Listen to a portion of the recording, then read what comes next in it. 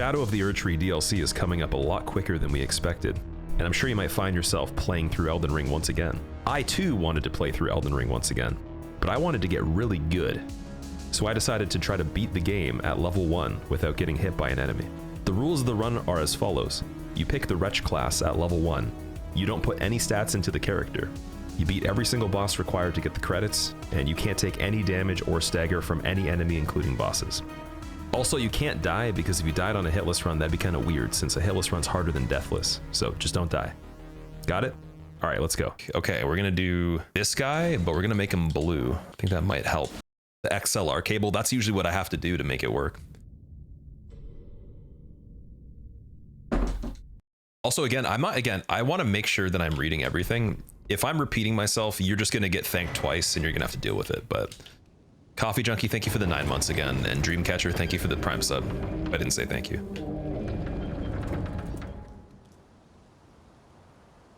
Can't believe you trusted the birds. I still trust them anyways. I don't really care, man. They're pretty cool. It's all good. Kratos time. Oh, you know what? Actually, you asked me if I ever made Kratos, and I think I said I didn't, but I tried to one time. I might have to actually do Kratos. If this run doesn't work right here, Kratos will be the final run for the day. Unless I literally fail right away, but yeah. That's probably not gonna happen though. Who's the best drummer and why is it Thomas Hack? You might be right, who knows? It's a very good question though, I guess. What is the best even mean? Went to Eton, now new run, Varga. Yeah, unfortunately what happened was on Godric, there was an attack I was dodging, and it wasn't the best way to do it, but it was consistent for me up until today. And yeah, just a simple change on that, fix that. I think there's still a modification. I could do it the same way as I was doing it, but roll at the end. But I'm gonna rotate around this way instead of this way. Oh, wait 1 second. Gotta pop the rune too. Which attack? It's the one where he does the wind thing around him. He makes like the wind tunnel. And then he rolls and jumps. So on that jump, I would go around clockwise, but I think it's smarter to do counterclockwise. Actually, Galaxy was even telling me yesterday that dodging it on the right is better. And I saw that and I was like, that's what made me think of doing it the other way. I'm like, maybe it's not just smart enough to roll. I probably should try to change the direction.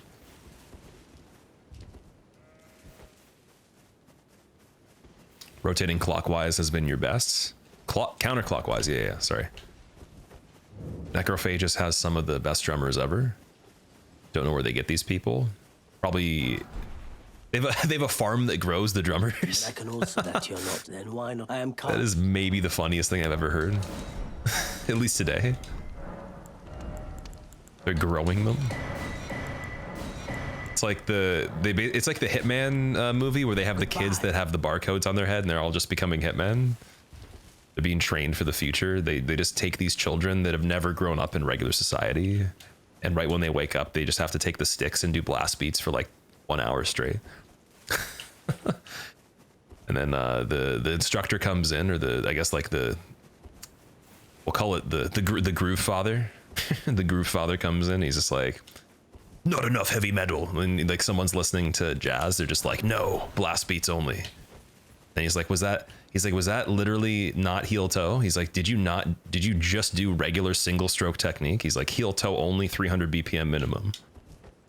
He's like, are you using triggers? Pff, abomination. No triggers. Broke a stick, play with your hands. You have 2 other YouTube channels? Yeah, so I have 3, technically 4 channels if you include this one. One is music related for, yeah, just playing music, doing covers and stuff like that. Trying to scale my ability of playing music and show you guys. Maidens? They serve. And then the other one is a second gaming channel next to the one that's based on this kind of stuff. Then summon me. I bequeath. So one thing I can actually recommend, if you guys want to see a lot of long runs that are not edited and you like to just have them on in the background, the second channel for gaming will probably be your best friend there, because I'm not going to have as many long videos on the main channel going forward that are like you know, 6 to 12 hours long or something. Maybe the odd run that's a few hours, but it'll be mostly stuff that's edited to about an hour or less. And I know a lot of people originally were like, oh, like I really like the old videos, and it's like, well, they still exist. It's just, you just have to watch the second channel now. And the main reason for that, at least with doing the gaming stuff in 2 separate ways, is that the algorithm helps people find stuff based on a lot of different metrics, and time of the video is one of them. So if I want to do edited content, it gets kind of confusing to do really long videos and short ones as well. So I want to just kind of focus on one each. But yeah, if you want the links to the channels, !socials in chat. And the goal is basically to get the second channel this year to the point where the original one was way back, where we were just doing a lot of runs that were fun like this. And you see the whole thing. But anytime I do a run that's hitless, I will promise you the whole thing will be on the main channel. Until that becomes a problem, I still want to put entire hitless runs on the main channel. With the exception of I might edit the Dark Souls 2 hitless run and then put the other one on the second one when I do the all content for that. I just have to debate how long it is, because I could do it in 5 hours, but it could also take 10, so we'll see.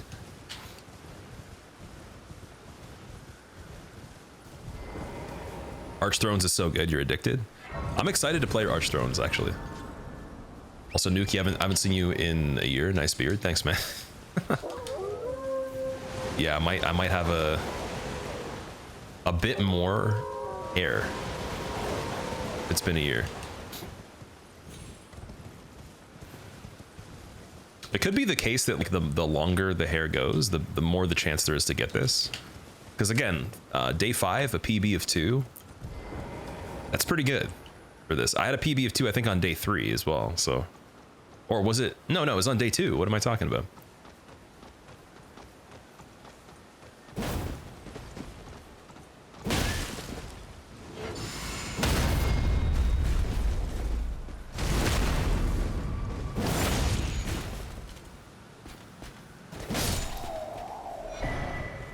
Oh wait, he still dropped something else, didn't he? No, he didn't, damn it. We didn't get his helmet. It's all right. Looking well, though. Looking healthy, Davey. I appreciate it, dude. Yeah, that's the goal. Very much so focused on just being healthy physically, mentally, and then strong as well. So definitely, I feel the best I have in my life. I will say it's actually, it's shockingly scary to think back when I was even a teenager and think I feel better than that. Like that's freaky in my opinion, because some people like live a life where I've heard the comment where it's like, oh man, like those years were the best years. It's like, no, not even close. Like those years were terrible. Maybe for you. Then if that was the case, then maybe there's something I'm missing, but I kind of believe in like things can only continue to keep getting better until maybe the next like 10, 15 years, then there'll be like a bit of a backtrack, a tiny bit, but if I do enough work, I think I can continue to keep feeling better until like maybe 40 or something like that. Maybe even older than that, who knows? Are you here as a customer? But we'll see. We'll see where the diminishing returns of min-maxing life tapers off. Thoughts on No Rest for the Wicked? I haven't actually seen it, but I heard about it before. The long runs and world records were your favorite sleep aid? You go to the sleep clinic, they're like, so what have you been doing to fall asleep? It's like, well, I actually made this consultation before I discovered the world records and hitless runs, so now I'm fine. I actually came here to cancel them. They're like, what the hell is that? And then you just put it on and the people at the clinic get knocked out on the spot. It's like you threw a sleep pod at them or something like that. They fall on the floor. And I'm like, that's why my watch time's so long. People are getting knocked out right away. Like it's just an immediate unconsciousness. It's like the people in chat were bots. They weren't even real. It was only the people watching the YouTube. How old am I, Pazza? I'm 29 at the moment. But yeah, I don't feel 29 though. I don't even know what feeling 29 is actually supposed to be. So maybe me saying that doesn't make any sense. I probably actually feel like I should, but people that are my age right now that I know, they're having a lot more problems than I think majority of the people I know are having a lot more problems than I've experienced yet. So, but again, you got to stay in movement, stay somewhat flexible, mobile, strong, mentally sharp, and then just yeah, keep scaling all those things. And eat really good too, I guess. How do you think the run will go? How long will it be? It'll be today, I'm guessing 2.5 hours or less if I play really well. But I'm gonna try to do it even quicker than I did on the last one right now. The thing that only delays this is mainly me forgetting where to go, or like if I have to reset something, for example, Draconic Tree Sentinel, I screwed up the first time. If I have to do that twice, then that's gonna waste an extra 5 minutes probably.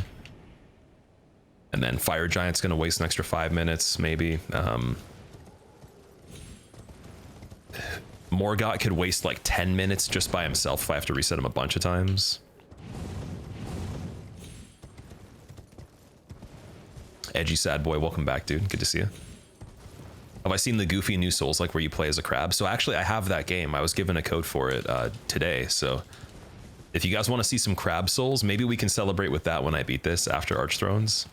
I don't know if I'm going to beat it, but I do want to try it though. I'm very curious.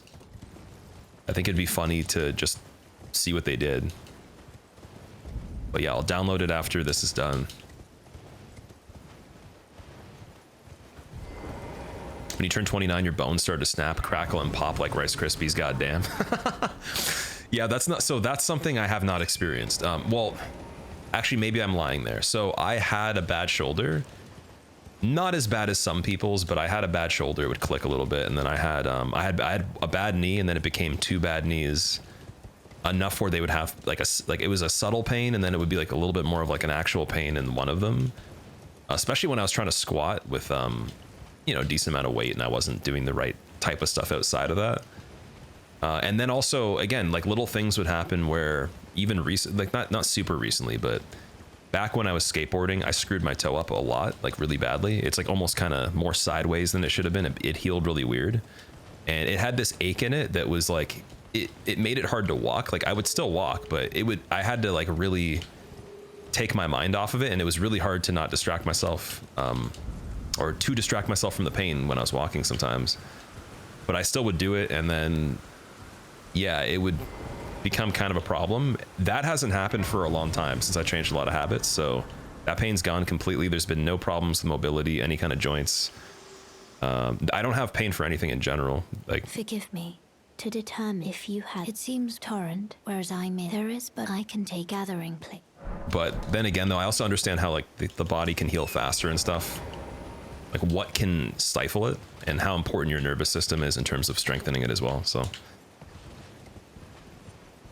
but yeah, no, I honestly, if you have like the Rice Krispie joints, I wish you the best. And if you need any advice, let me know if there's something I can help with. Feel worse every year, but also less anxious. You're going to be completely blissful soon. That's an interesting statement. So you feel worse, but you feel better at the same time. I'm assuming like you mean physically worse, but mentally better? Well, it's been an how can I?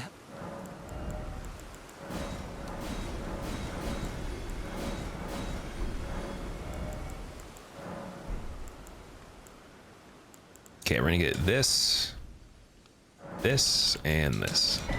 Nervous? And then we're protected. Is this a Beast cosplay? It kind of is like the Beast from X-Men. Work on mobility. You dislocated your shoulder about 10 years ago, and mobility work is what saved me. So I do yoga, and that's my mobility. I do other things too. I mean, I have dynamic stretches that I'll do very frequently.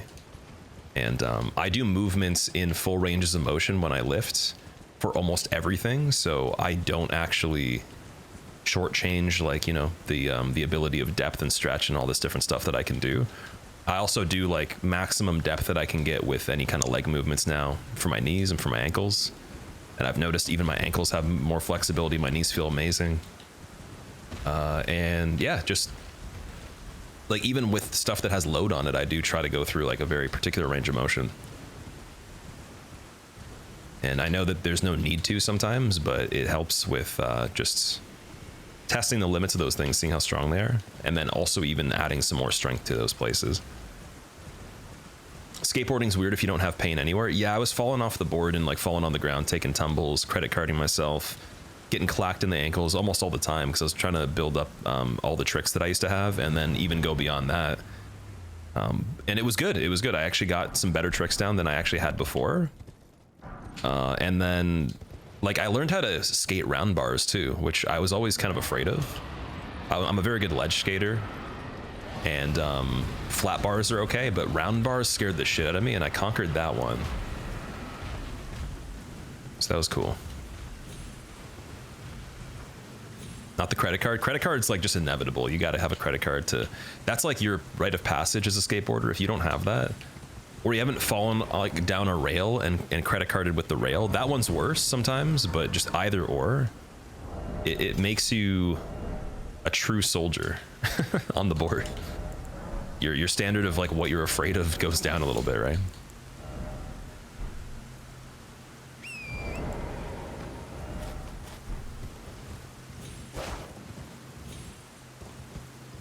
Knees over toes guy workouts, eliminate any joint pain you had. Yeah, so he has a lot of really cool stuff. There was someone at my gym that it was like a friend's friend that just randomly would talk to me sometimes if I would see them, and I remember she was saying that her shoulder was kind of screwed up and she did physio and stuff, but she's like, yeah, I was kind of slacking on the exercises, but I was doing the ones that you were talking about because I was mentioning some of them, and I was saying that like you shouldn't just do those by themselves, but you should take that guy's advice, the knees over toes guy's advice, and you should add weight to it so you can like strengthen your rotators, for example. Like don't just use like mobility for it, but actually add weight to it too, like as if you're lifting. Don't do a crazy amount of weight, but add load to it because you can actually make it stronger. And then you won't have as big of an issue in the future. Also, again, things like collagen to build back the areas too is pretty good. And obviously general healthy practices of the way you live, but credit carding is where the board hits you in the nuts vertically and you land on it.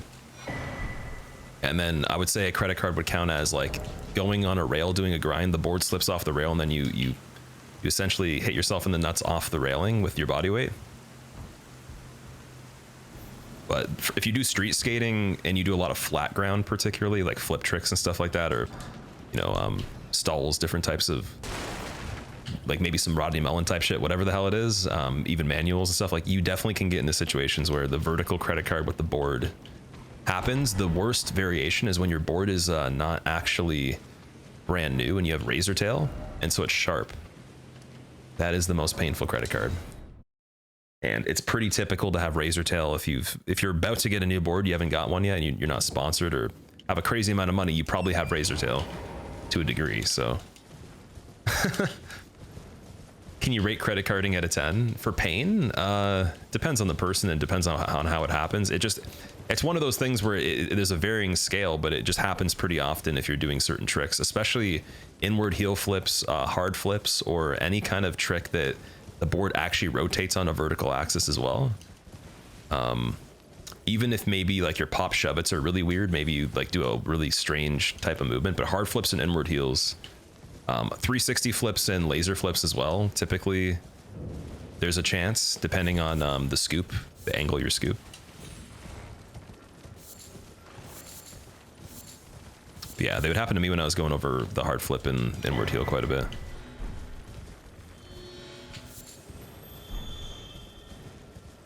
Mullen is a veteran. Mullen is my favorite skater personally. I think he did a lot for the sport. I mean, technically, he doesn't take a lot of credit for it, but he did a lot, though. Did I skip over the ruin? Oh, no, it's right here. I can hear the snoring.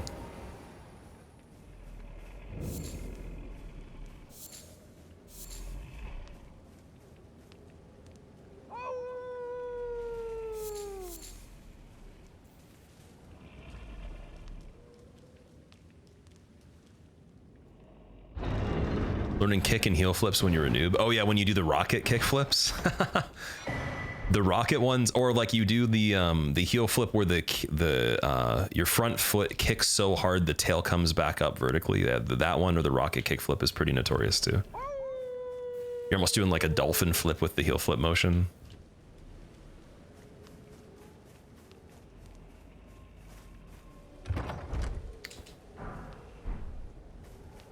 After a few years of horse riding, credit carding is not that bad. Okay, so that's the trick then. Just do horseback riding and you're good. Is that maybe the case why a lot of women do horseback riding? because they're protected from the credit carding a little more than normal. Was that? Did we just find a loophole?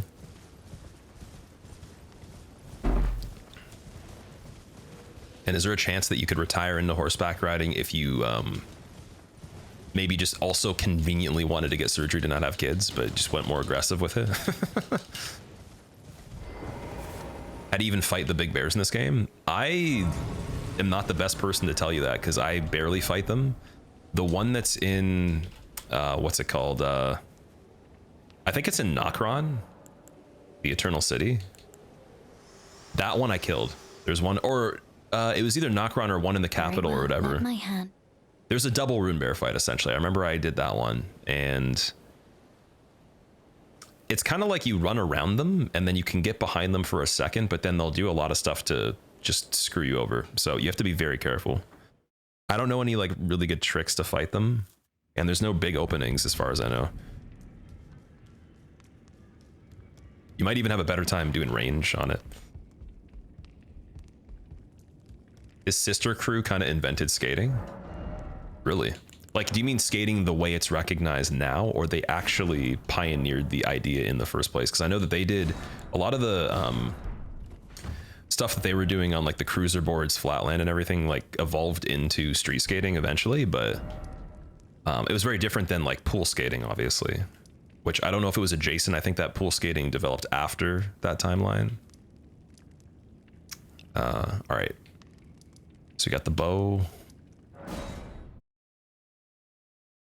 Skateboarding jacked your knees when you turn 30. You've been on the grind to get back. If you ever have any clips that you can throw in the Discord or even just share with me of your progress, I would love to see it.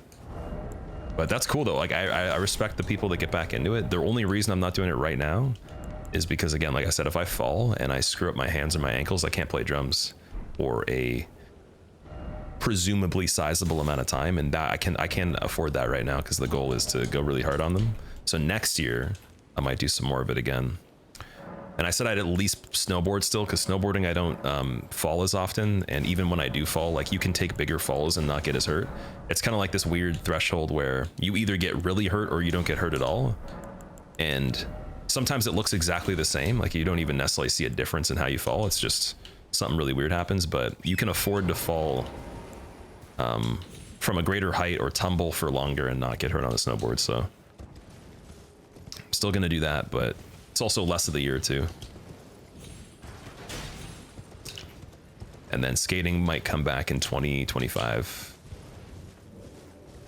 Didn't know you snowboard. Snowboarding is really, really fun. I think if I had to quit skateboarding for good, which I kind of consider that I already don't really do it that hardcore anyways, snowboarding would be lifetime. Like I'll do that until I'm too old to be able to do it, or like my body doesn't want to do it anymore. It's kind of like a necessity.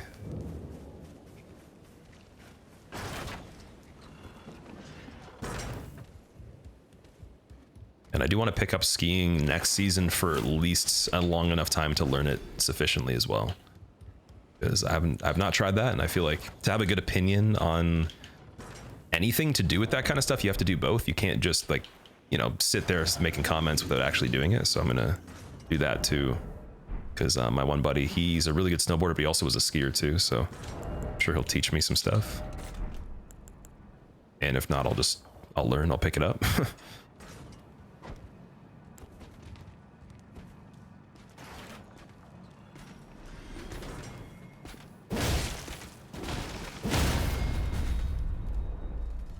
Skiing lets you go faster? Yes. Yeah, you can go quicker on skis for sure. Tips for falling: slam your hand into the ground as you fall. Oh, you mean like if you're like tumbling and you need to slow down or something? You still go on crazy scary hikes? I haven't gone on like an actual really scary hike since I was younger. Like the ones I told you guys about where I could actually have like broken bones guaranteed, or like maybe even died. That was when I was a teenager. But I go on like I would say like what real hikes would be here and there. It's just hard to tell because like when I go to, for example, when I went to the mountains out west, the hikes out there were way more hardcore. You know, you go for like 2.5 hours, 3 hours minimum, and you get lost sometimes, and there's a lot of crazy stuff going on, but it's still not really that, like I wouldn't consider that hardcore. That's just normal.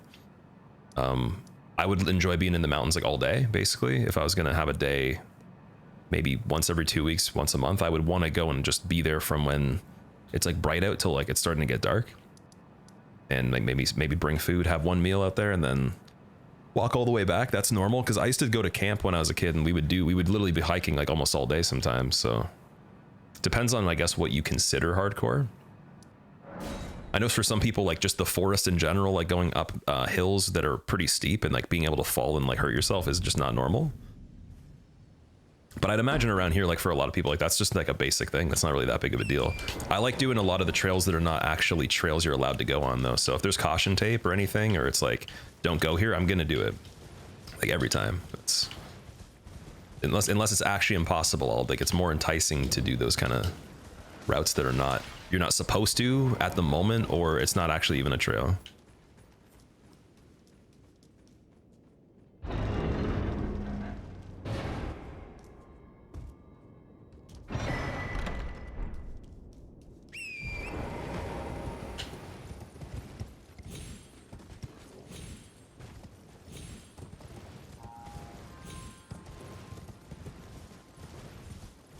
I probably shouldn't have jumped out of there. I think I could have warped.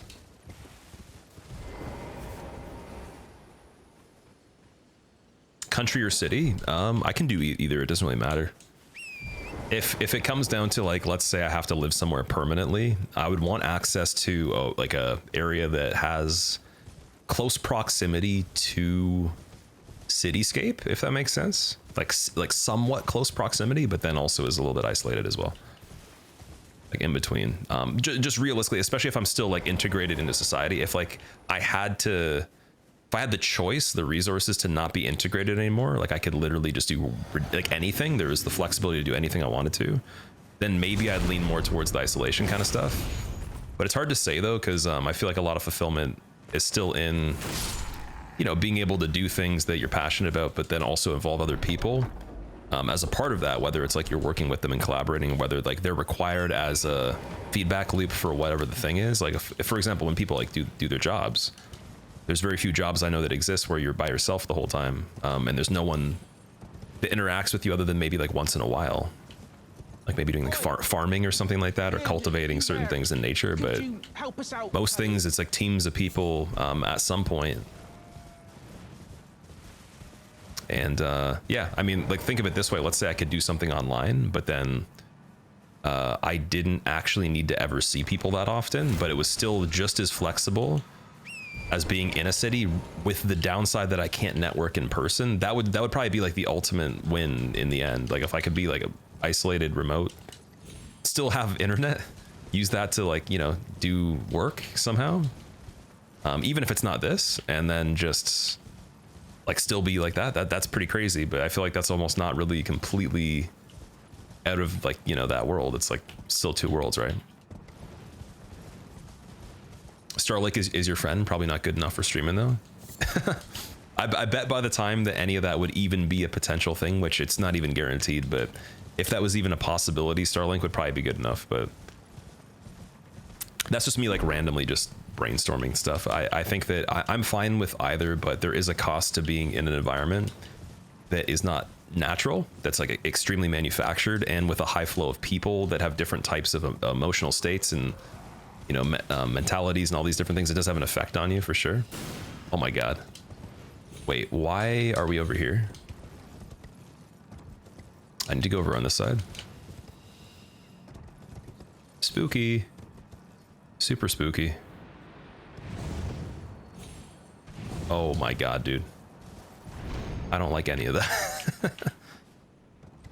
That was so bad, guys. So this is the one run where I made the mistake that I used to make, where I would go too far to the left side. I was trying to go to the Bloodhound Everjail, and then it's over here though. Yeah, that was not supposed to happen. I'm not usually going over there.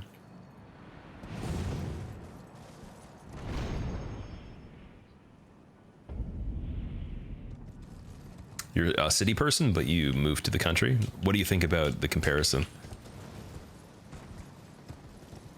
Alzman, what's going on, dude? Welcome back.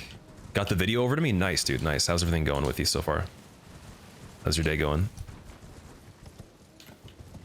And thank you for recording that too. I really appreciate it. I know that not everybody's going to want to do like a video clip for feedback on that, but it makes a crazy big difference. And yeah, like it's huge. Like there'll be a lot of people that'll enjoy that, I think. I'm doing good. Thank you for asking. This is day 5 of trying to get hitless on level 1 Elden Ring. So I'm trying to make it the last day. I said 1 week would be incredible, but I want to do it in 5 days. If I need you to change anything, let me know. I don't have like a preference really other than just you giving feedback. So whatever you thought, like whatever your experience was, is probably the best thing to capture. Since I can't tell you your experience, I can only listen to what you have to say. If it was like 2 seconds and you're like, yeah, it was good, see ya, bye, then that's not really helpful. That makes no sense, but I'm sure you probably mentioned a couple things at least, so that's good. And I mean, like it being more brief is not a problem at all, just because there's so many people I have testimonials for now that not all of them are recorded or videos. Some of them are written, but there is a decent amount of videos and recordings. So it's going to be nice to package it into like maybe like a 2-minute thing, 3-minute thing, maybe even shorter. I might even edit some stuff out anyways. So it's just mainly to kind of promote what I'm doing when the website's done. All right. Going to Stormhill, and then we're getting Liurnia. Visit family in Pennsylvania. Is that the right abbreviation? Like, let's go out, and they tell you everything's closed, and it boggles your mind. At 9 p.m., let's go out. Yeah.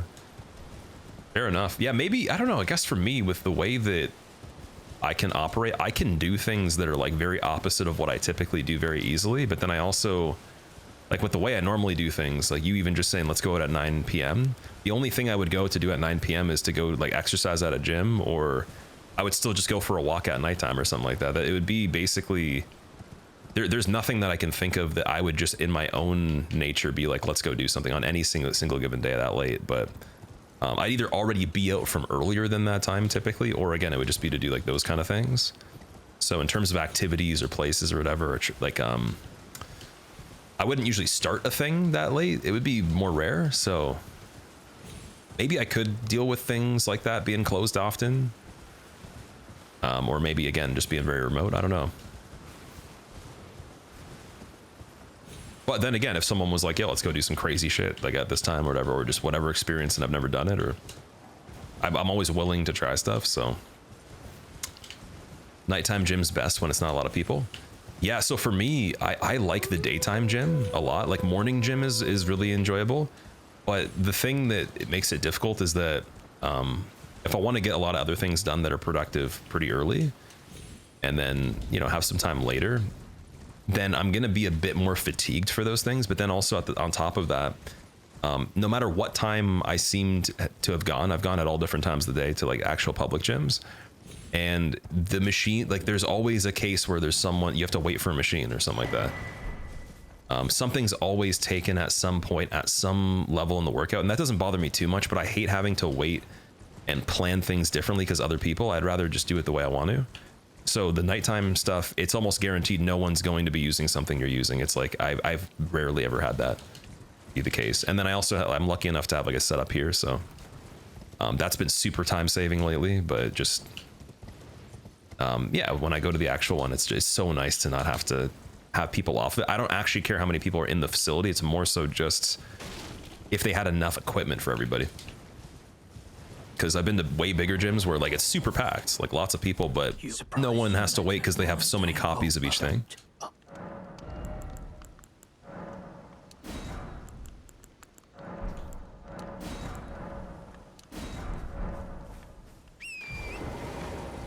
What's the name of your, if you don't mind me asking? The name of your? The character? Is that what you mean?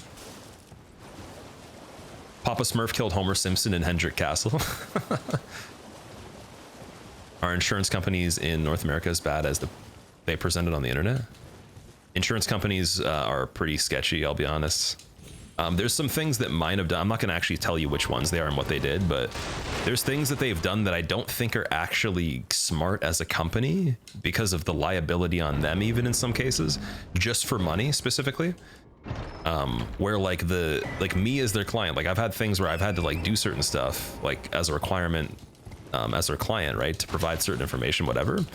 And like I've just, you know, maybe got caught up in things, didn't provide the information right away, and they've given me permissions or like done things where I don't think you should be allowed to do that without having certain information, just because they want the money. So insurance companies, I don't know, I've never met one, or I've never like talked with one that's like not a little sketchy, but that's just me. Oh, the name of my gym? I probably wouldn't share that, to be honest. I have 2 different gyms, but yeah, I don't share any of those things. You never know. You're gonna have to find me with a tube sticking out of the sand or something so I can breathe.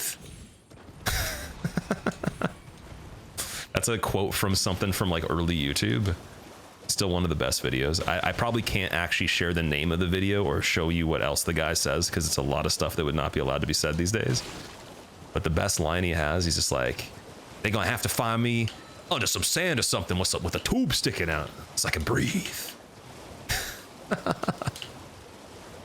Yeah. I don't share like too many particular details at that level. Could I ask that thug only if you've got a blessed thug? It'd be different if I was like a fitness influencer and I wanted you guys to like come say hi or something like that. Like if I did something that was more public, it would be better. But just I've had a lot of weird people in my life before that are not invited in there, that have just figured out ways to like, I mean, like it's not as bad as some people I know. But yeah, there's been some weird stuff, and I have gotten, yeah, I've had weird things happen before. So yeah, I'd rather just keep it as like a thing where you're gonna have to figure that out.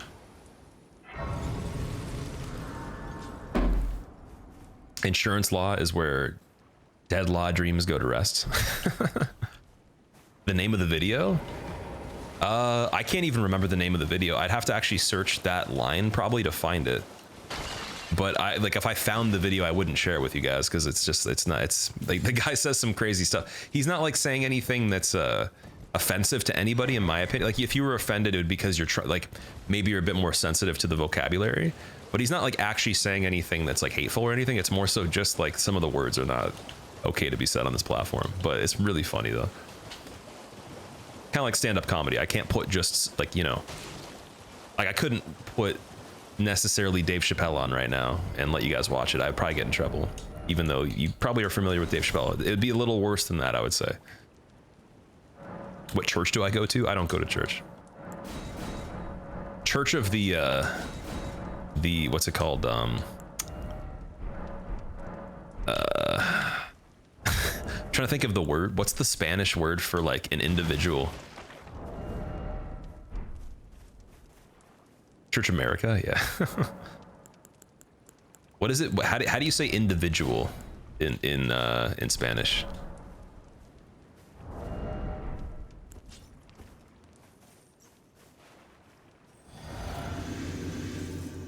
It's actually just individual. It's the same. Wow. Okay, that's kind of lame. I thought it was gonna be cool. What's your blinking pop? That bitch put you up to the day. Dude, I just realized he says the B word. I always wondered. I thought I heard him swearing, but I never looked at the subtitles. The guy actually swears. I didn't know they had swearing in this game. That's crazy. Wow. He swears more than I do. Every single run, he says the B word. I wonder if that would get me in trouble on YouTube. Imagine that's the thing. They get back down to like saying, oh yeah, limited advertising. You got to turn off Boggart's dialogue. And then like they scan the screen and the AI sees that it says bitch. That'd be crazy. I didn't even know that, man. That's wild. This game is off the rails.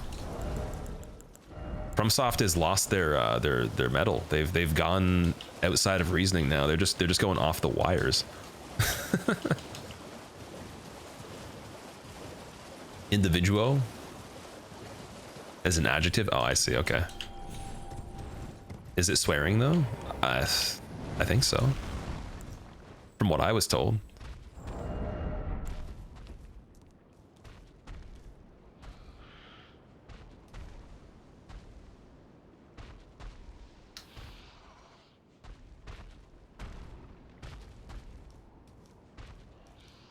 All right, maybe this will work from this distance. Can we do it?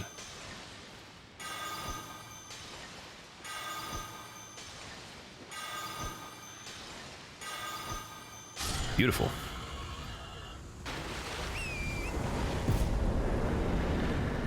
The birds are creepy. You love the design. They're really cool. I enjoy the death bird design, and particularly the gargoyles a lot. Like for creepy creatures. Please. Oh, thank you. I mean, even the way they did the T-Rex dogs too, like it looks believable in a way that is hard to explain. You know how like in Dark Souls 1, there's some really weird stuff. Like Ceaseless Discharge looks pretty weird, for example. But if you showed me Ceaseless Discharge, I wouldn't believe it's a real thing. Whereas if I saw the death bird in real life, like it would just seem a little more believable. I don't know why. Maybe because the graphics, it just like the design just seems a little less over the top. It's still not real or realistic, but it's like also not like super fake and super inflated fantasy either.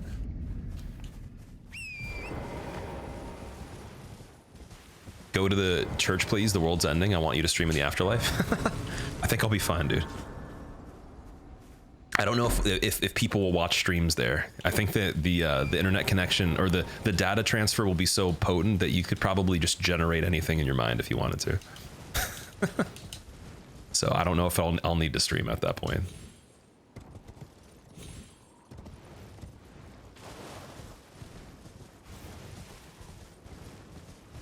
But if your side of the world ends first, let me know ahead of time if you can, and I'll prepare. Gonna grab like 7 Nuka-Colas and like maybe like a couple stacks of old war money, just in case for bartering. And then I'm gonna raid the local hardware store, get a dune buggy, tow my car behind it in case, and then also like plant a bunch of fuel in it so it'll blow up, and like maybe if someone tries to like loot me on the road, if they try to hijack me, it'll be like a bomb on the back of it. I could let it go and then like barricade them, or like just make them thrown off. It'll be like a little discourse for the intruders, and then I'll just escape on the dune buggy with a rifle and a stack of useless money, some candy bars or something. Who knows? I'll go find Radon in the desert and we'll just ride around on limpy horses. Oh man. It'll all be rated still. You should have already been going to the store. It's a sure way to die. So the thing is, the person that's playing 5D chess in real life would want you to believe they didn't already do that. So the fact that you admitted that you think that I was actually telling the truth there shows that you have been fooled, but there's still the chance that you're pretending and you actually know that I'm pretending too, but then there's like another layer to it. So if that's the case, then now we have to go into a whole new situation where someone else starts the conversation again from a different standpoint, right? So is it that you actually thought I was telling the truth, or are you keen to what I'm saying, knowing that I'm keen to you? That's the real end of the world strategy, see? It's a mind game. It's not actually about the resources. That's like the introduction. All right, Stormhill Shack. No, we already did that stuff. We go back to oh yeah, Ray Lucaria. Why would I tell you when you would know if I know? But that's exactly what I would say though, if I knew that you knew. That's why I'm saying someone has to now change the scenario completely. We can't be in this conversation anymore and progress, because there's a very high chance that anything you say means nothing now.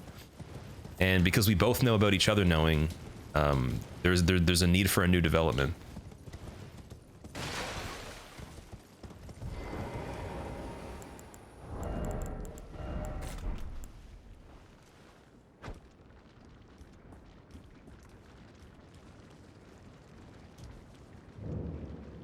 Bringing a mind game to a baseball bat fight. It's like, we're gonna meet on the baseball diamond at 5 o'clock. Bring your bat. Shows up with nothing. He's like, you gotta get your ass kicked. And the guy's just like, actually, did you know? And then like just spurts a random fact. It's like, I don't care. And then like goes to hit you, but then you throw dusts on the ground and disappear.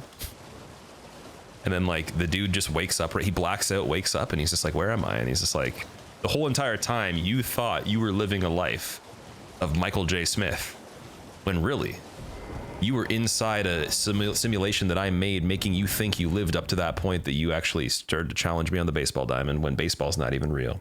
And then he like looks out the window and aliens are floating around. It's like there was no magical escape. It's like, no, you were hooked up to a machine the whole time. It's like, but why would you do this? It's like, this is just all part of the plan.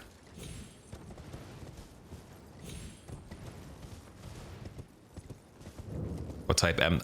Night Shyamalan shit. Yeah. Never have time for personal development, Dan? No, I'm not. No. I am not. The only way I would do that at this point is the same kind of thing you're saying, is if it does develop some sort of,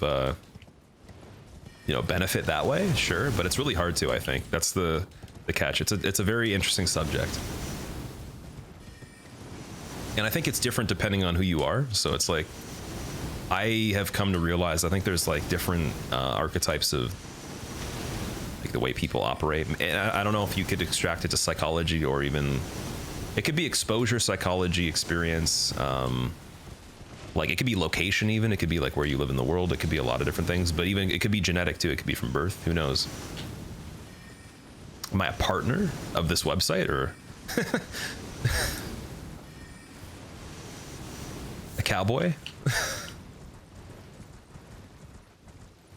The simulation reality was fake. It was induced to confuse you. Well, that's exactly what someone would say that wanted to hide the truth of a real simulation. So what I did was I convinced you that you could even simulate in the first place, when really there's only one base reality that you thought was not happening, because the whole time that you actually were existing, I put you in a box that had a bunch of LCD screens that made it look like you could actually move through in-depth environments while you're on a 4-dimensional treadmill with motion sensors and feedback.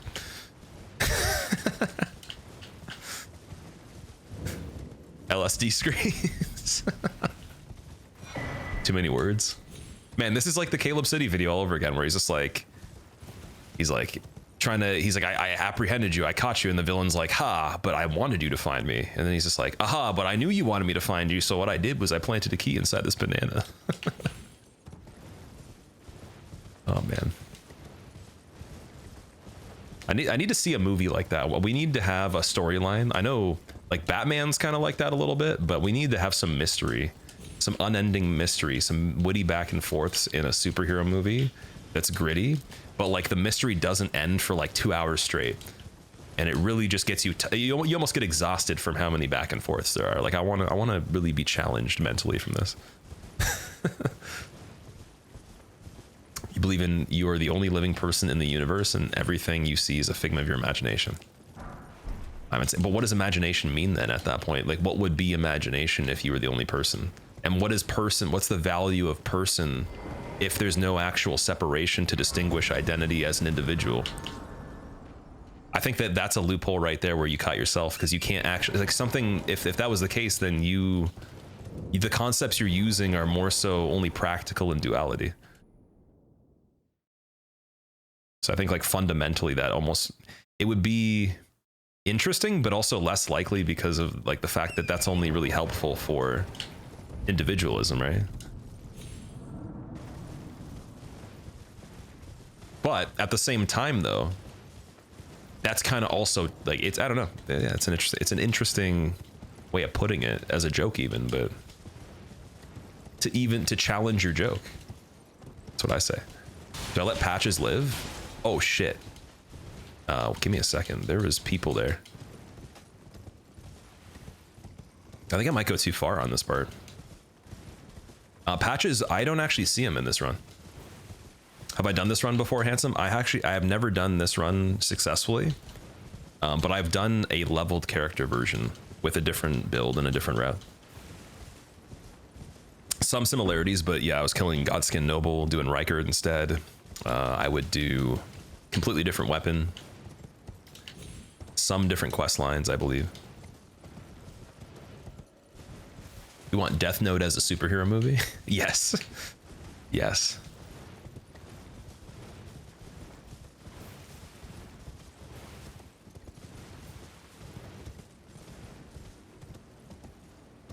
Galaxy's an atom of unfathomably larger being. If it bumps into a counter, we could be crushed at any time. I feel like number one is a existentialist that is covertly trying to create other, like he's trying to create like existential crises in other people right now, debating the crisis.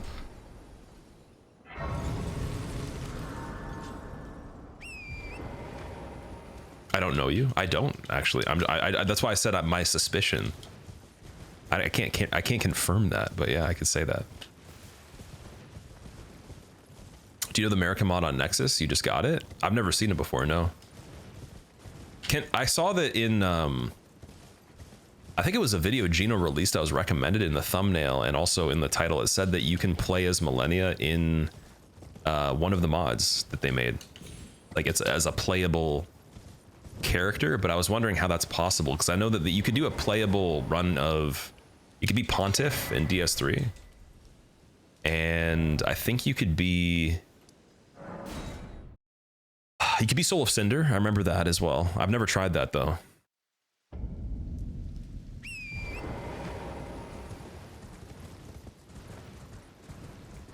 It's a rot build, not actually her. Oh, okay, never mind. So wait, he used that as a title, but it wasn't actually playing as her character model? What?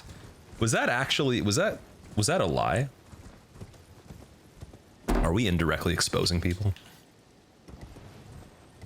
Damn, dude, I actually got excited about that. That baited me and I didn't even click the video. That sucks. I was eventually, like, if you guys were confirming that was the mod, I was gonna try it. You can actually play as her?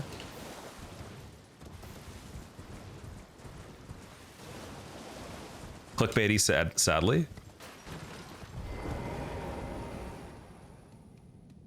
Okay, so you can play as her, but the thing that he did, he didn't particularly use that thing that would let you play as her then. That's what we're saying here.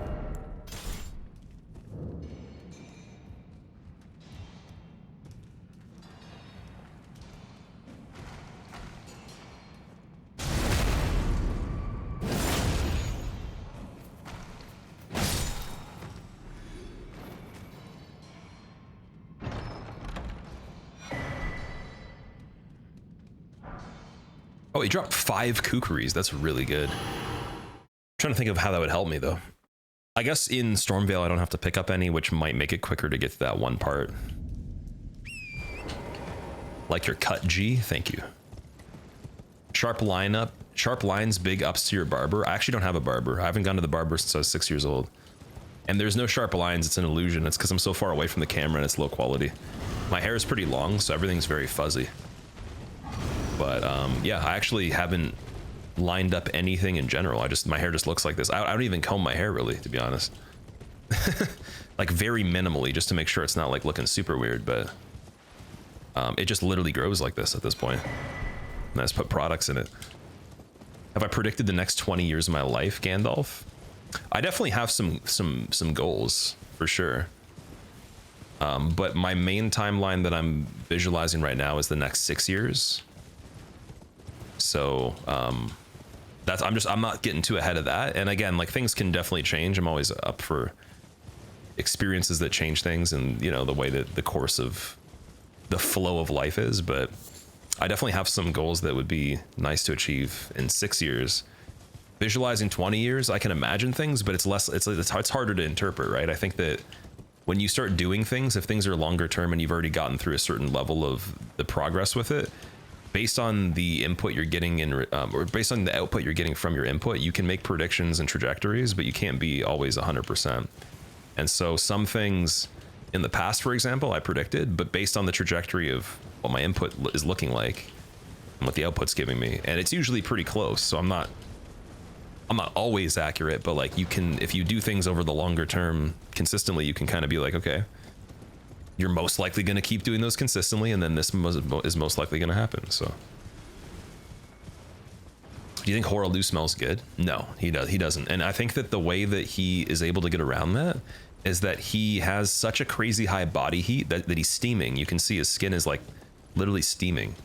So he's too hot to be in close proximity to without combusting, unless you're literally like the god slayer that is the tarnished, or another god. So regular humans would melt in front of him. They wouldn't have time to smell him. It's kind of like a volcano. You can't even touch the magma without setting on fire, usually without a suit or something. So that's Horaloo. Am I married? No. Do I play competitive games, Guts? I used to. I played Call of Duty in game battles in hopes to go to an actual like main stage event, essentially. So the way it worked with the circuit that I did for MW3, you get a team, you register them, you get points against people in the online tournaments, and then if your team ranks high enough, you get to go to an event in person and play. And then if you win that event, then you can start to get into like the MLG kind of stuff. So we were pretty high ranking in the online stuff at the time, but didn't win, unfortunately. That's the most competitive I probably got with games, like legit competition. I'm competitive in general, though. Outside of that, just I don't know if I can count. Like, I wouldn't count PvP on this. I wouldn't count the fighting games because I never played them at like an Evo or a tournament or anything. But I like the idea of competition for sure.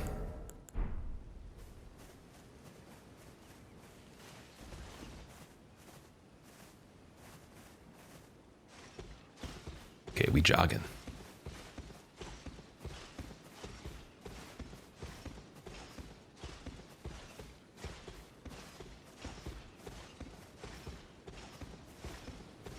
Ooh. Let's go pro at Smash duos. I don't like duos at all, dude. No offense. Smash with more than one person is immediately a different thing. Or I guess like with more than 1v1, I should say. And it's not that I wouldn't mind watching them, but yeah, I would not want to play duos if I played Smash competitively.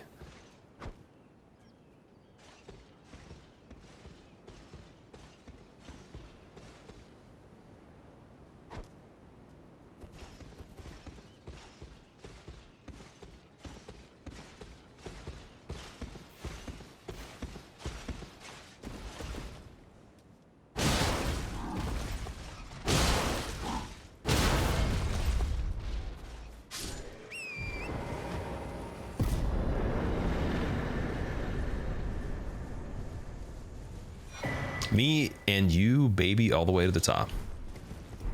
Do I want to marry? You want to marry maybe? Me? Do I want to marry who? COD, you're an OG. Yeah, so I did the COD game battles before I streamed, actually.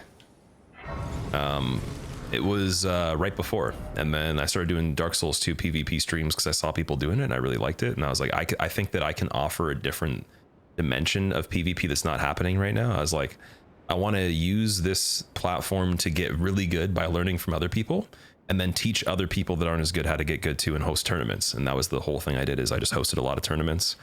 I did like a lot of shoutcasting kind of stuff, like commentating on my own channel, just, you know, with people PvPing, made different game types that were cool, like King of the Hill and like almost kind of like a Hunger Games sort of game type.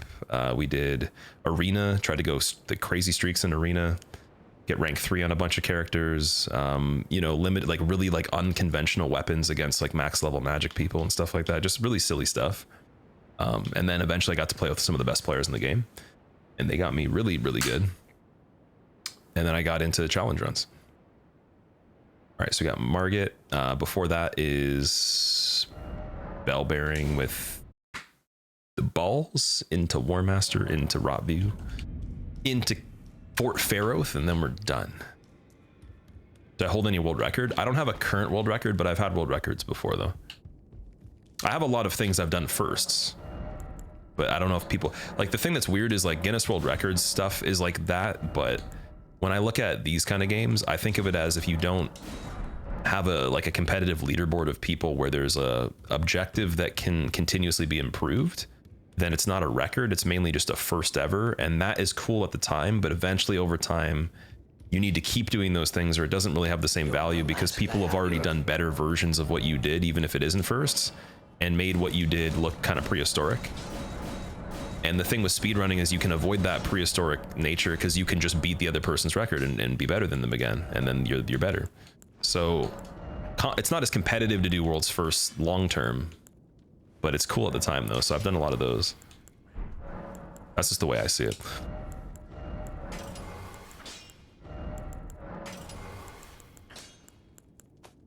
But yeah, I still actually am interested in trying to do some. So there's three runs I know of right now. Actually, 4 technically, if I'm correct.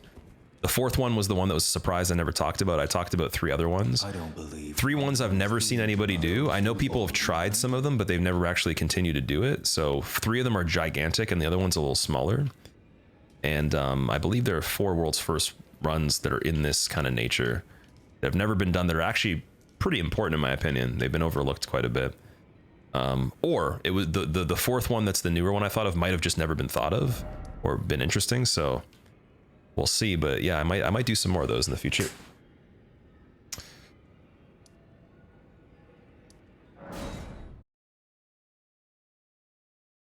Try to put the gameplay into actual situations, but people delete you.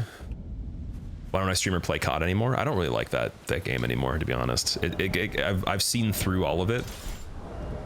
If they can change the genre completely, then maybe. But yeah, Call of Duty is kind of just stale.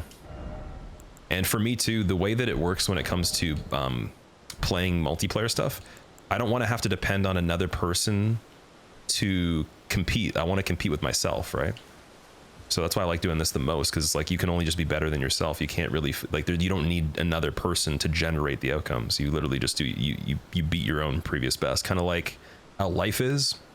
I think if you live life in a pretty healthy mindset, all life is literally just being better than your previous self if you want to have healthy competition. And you will inevitably have indirect impact on actual competition against other people without even trying. But it's the best path for improvement in my opinion. So with the way I do the stuff like this or other types of tasks, I like to take inspiration, but I definitely compete with myself though.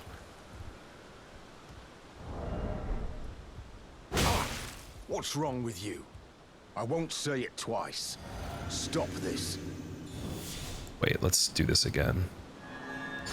Just gonna cast one more of these in case. I suppose I haven't. You are an enigma. He lived there. It could have been To be certain. counterattack. Maybe gets counted if I attack within a certain amount of time. I don't know. But he did live there though. That's weird.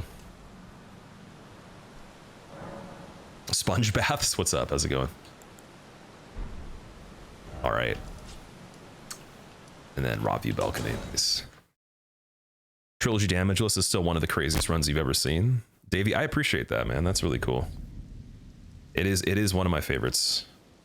I think it is my favorite actually right now. Sorry, my headphones are glitching out. Can I get them to work, please? Hello? Oh, that's really annoying. There we go. We're good. Sorry if the audio is crackling a little bit too.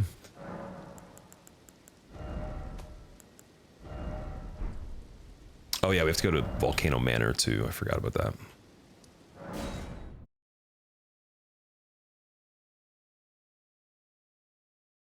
There's a follow-up from another thing that you wrote, Fizzle. Okay. I see. You want a good Battlefield game?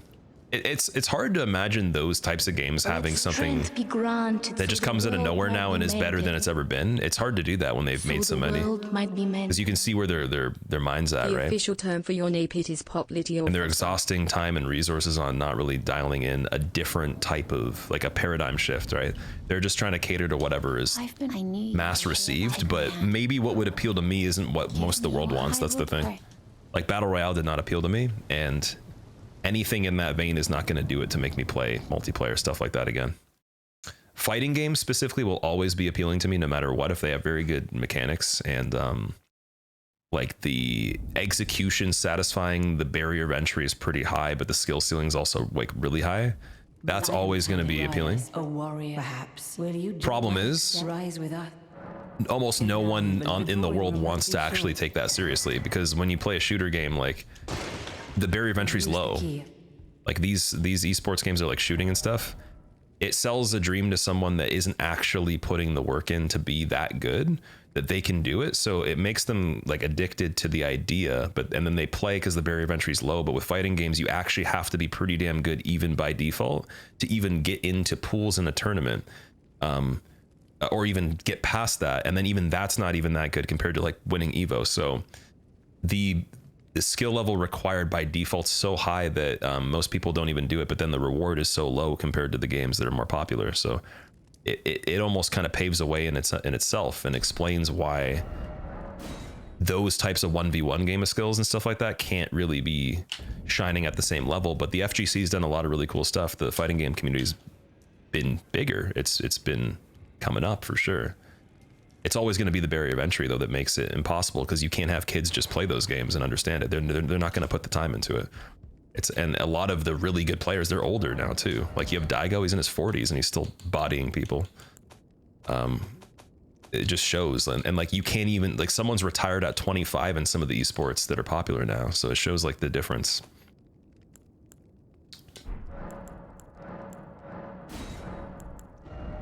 Wait.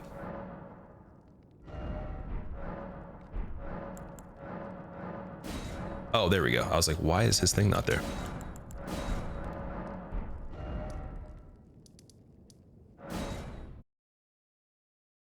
Do you have any particular protocols for maintaining motivation?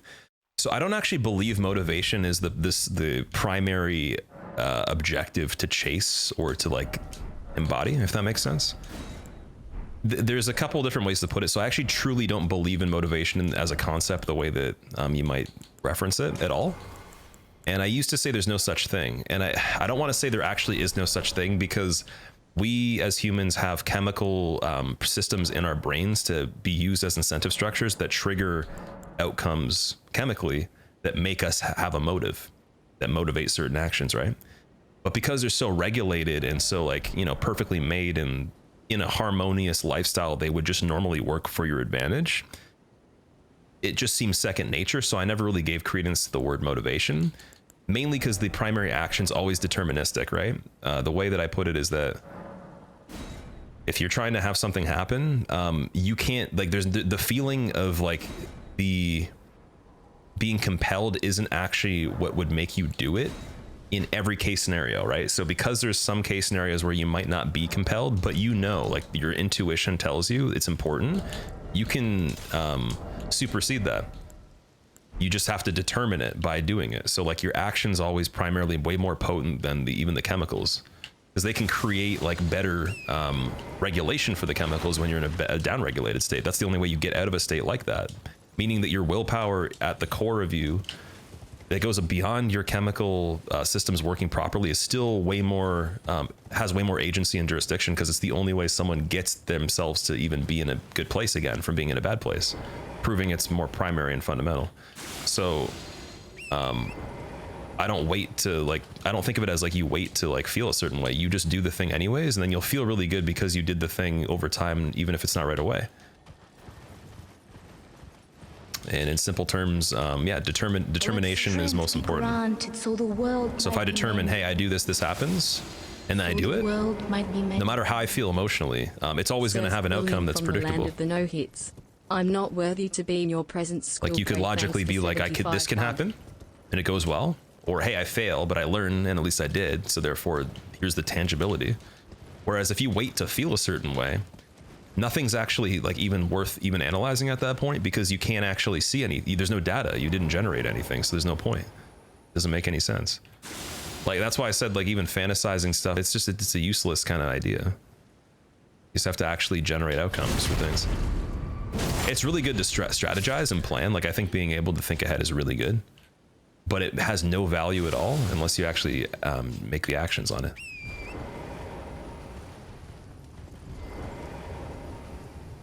So your question itself is from a standpoint where I believe that there's something in you, if you're genuinely serious about that, at least, like if it's not just like you're just curious, but you actually think that way, it tells me that you do believe there's a feeling that needs to happen for something to occur.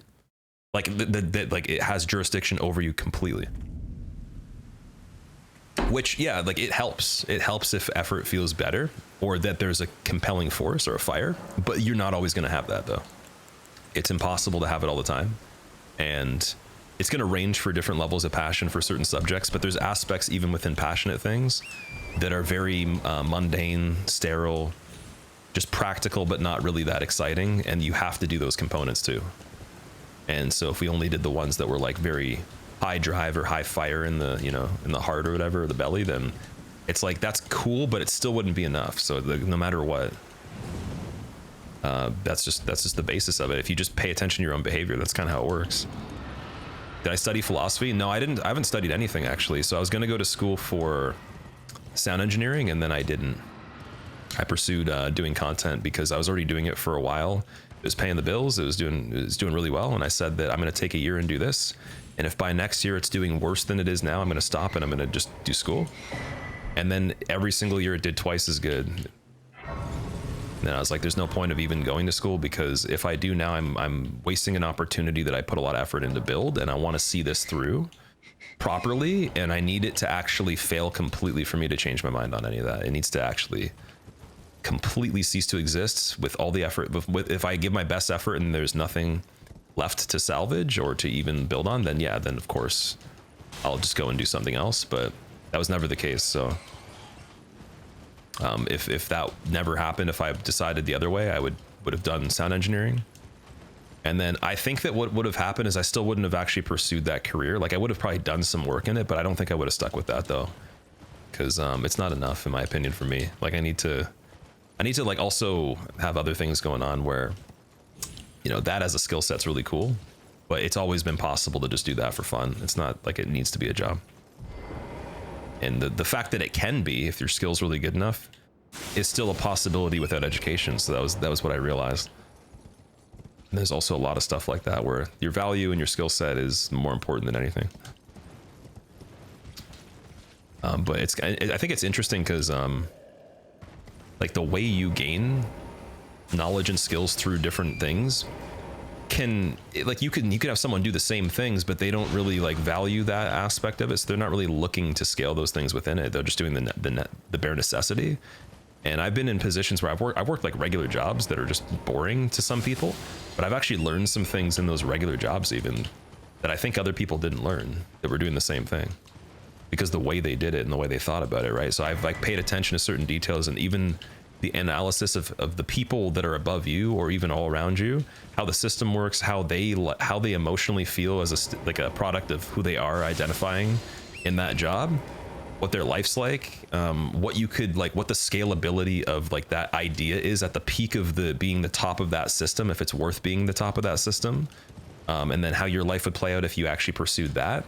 And then in contrast to like, is your time worthwhile being spent there? So like those types of ideas, which is what I think a parent wants to teach a kid when they make them work at McDonald's, and maybe that kid doesn't have the dream to work at McDonald's for their life, but more importantly, as a teenager, they don't want to work there at all, obviously, because it's not that fun. It's the same lesson you want to teach somebody, but when you fully grasp that on like a really massive level, then you start to actually apply the same thing to other places too, or other things. And then you always look at everything like that. So it's just like, well, you know, this might seem really cool and work for this person, but let's see how it works for me, and just like pay attention to the ins and outs, the inner workings of this system, whatever this business, this workplace might be, this career, or this pursuit essentially. And then what value is it going to give, and how much like impact does it have on other people, and is that important, and is my relevance in this system actually impacting anybody, or is it heavily disposable or replaceable as well?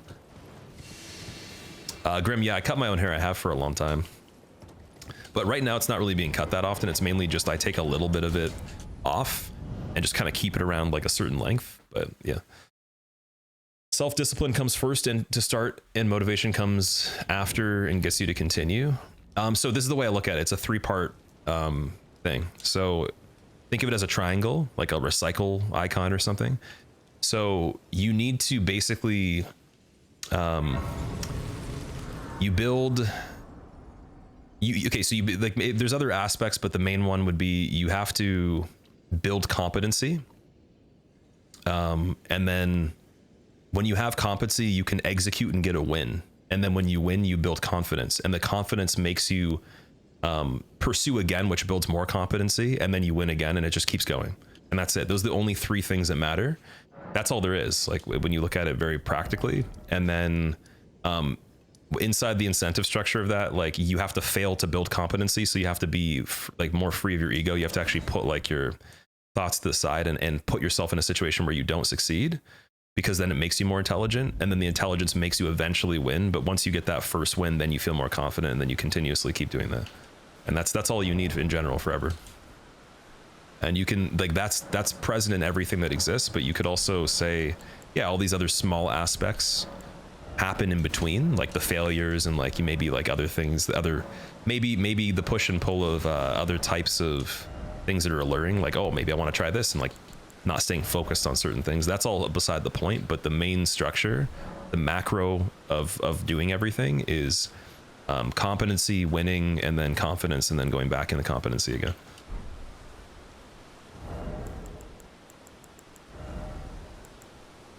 All right.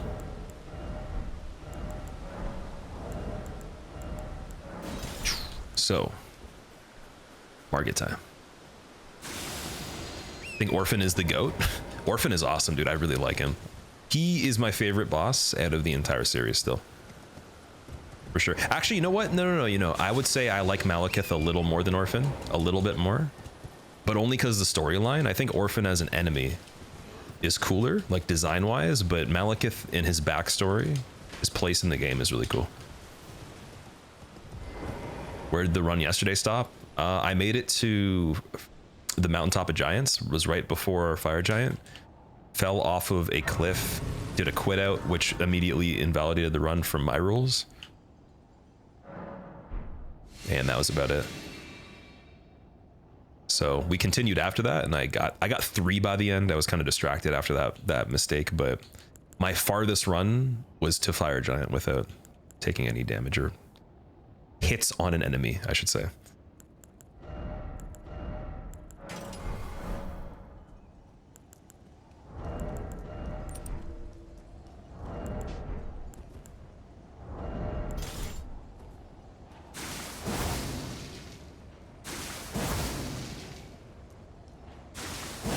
What other boss lets you fight a fetus?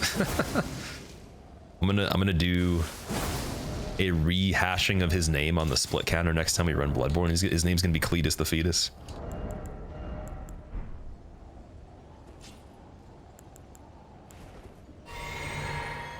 Does fast travel invalidate it? Fast travel has been done by everyone else. I think if you're someone that verifies runs for like the hitless community, because they have a website that you get on and everything, I don't think warping invalidates anything.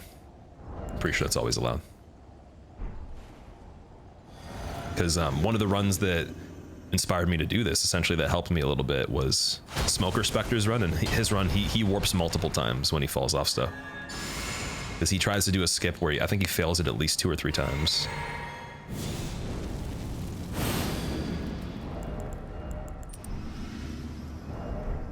But you know, it'd be even better to not even have that at all. So it'd be cool just not even worrying about that. If it comes down to it though, warping is smart. So you have to do, I think, select button Y and then A button. Something like that. Is he gonna jump right after? No. I think I'm gonna have to warp on this one. As soon as he does jump.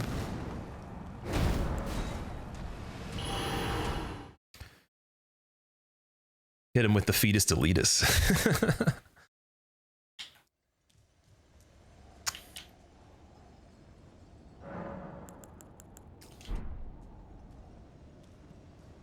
Malekith is awesome, fair enough. I just love the design and the story of the Destined Death. It's pretty cool.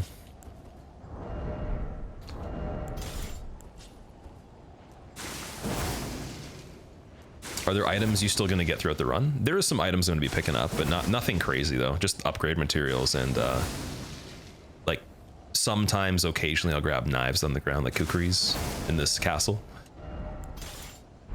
I think I got so many of them now that we're good for the run.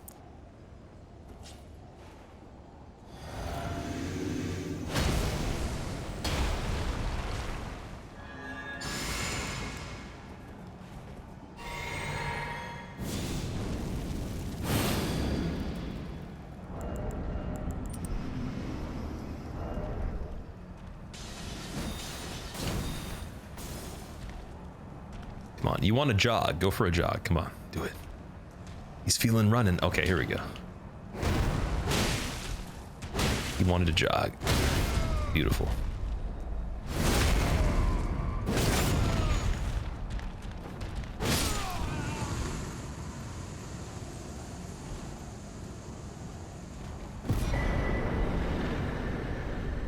Why warp? Mainly because of that. I want a kill that looks like that. Since if I guarantee that kill with the jump, he can't attack me. He can jump away from me, but I even caught him when he was jumping away, so it locks it into being a guarantee. And you don't have to do it that way. I'm pretty sure other people that do this run do it differently than that. I just found that that was a good method for me, so that might be where my run's a bit different. I only go for a guaranteed kill on him. Because we just literally spent so long setting up, Margit hitting me would be ridiculous. There's no point of that. Anything that doesn't have the potential for that, I won't do. But it's similar to Fire Giant Phase 1, where it has to be particular in the sense that, yeah, he could do different attacks to open the fight, but I need to get the 2 sleeping pots the right amount of damage and at least the health quick enough down so that by Phase 2, my buffs are still running a little bit, and then I have the setup for the stagger and everything, Phase 2.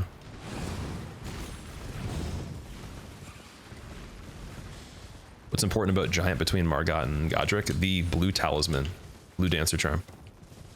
Damage, Chelnov, so I have a plus 12 weapon, very high upgrades for that level in the game. And then, ooh, something was weird there. That was like was that a butterfly or something? What the fuck?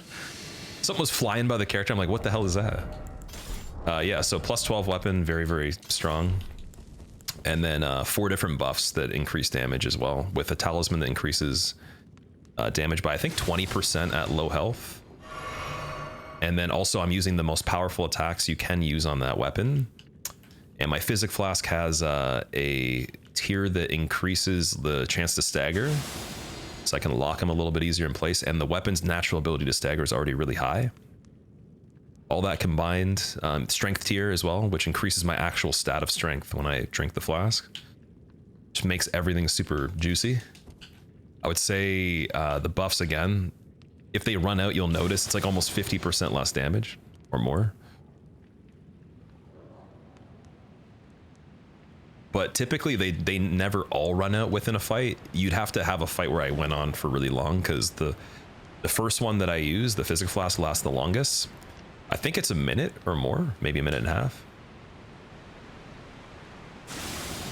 And then other ones, they'll taper off like pretty quickly, so you'll see the icons disappear very quickly.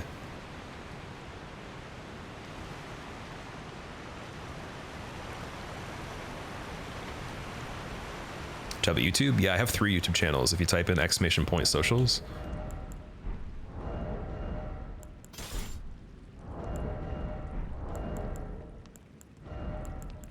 Two-finger heirloom. You hate this cave? Well, hopefully that's a very, very nice way for you to get through it and you actually use that method. Because for me, when I used to do it, I would use the bow and it was a little bit slow. I think that's the quickest way I've gone through it, doing this route right here compared to how I did it before. It's a little bit nicer.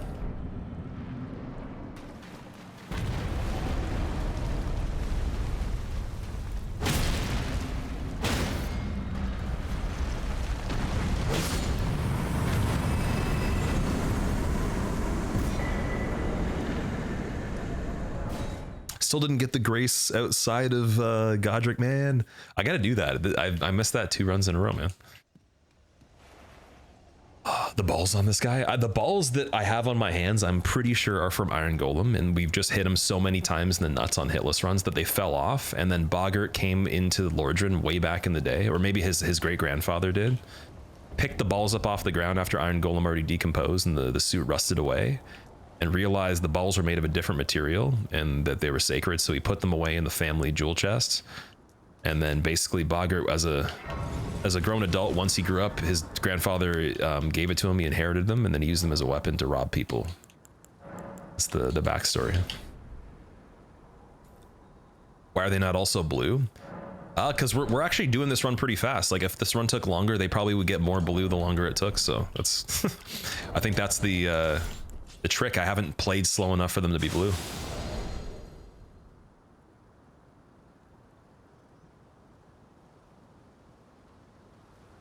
First run was very close though. I think around 5 hours they become blue.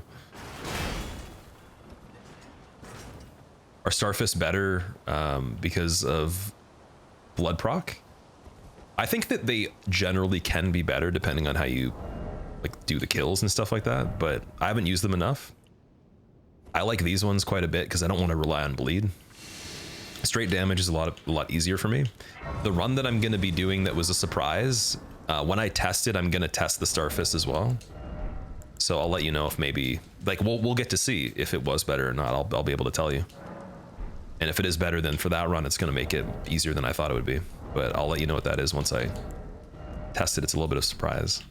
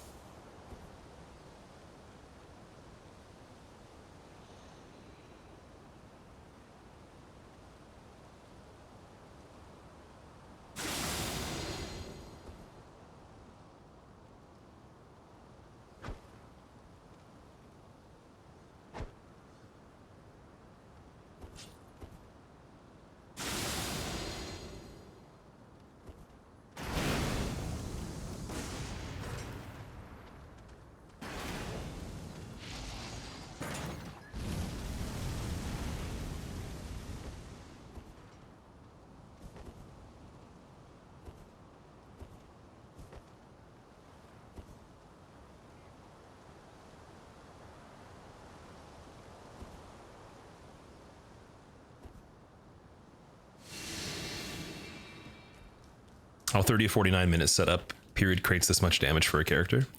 Oh yeah, like if you guys play this game though, you could casually you could pick up a lot of the things that I'm getting and just enjoy the game.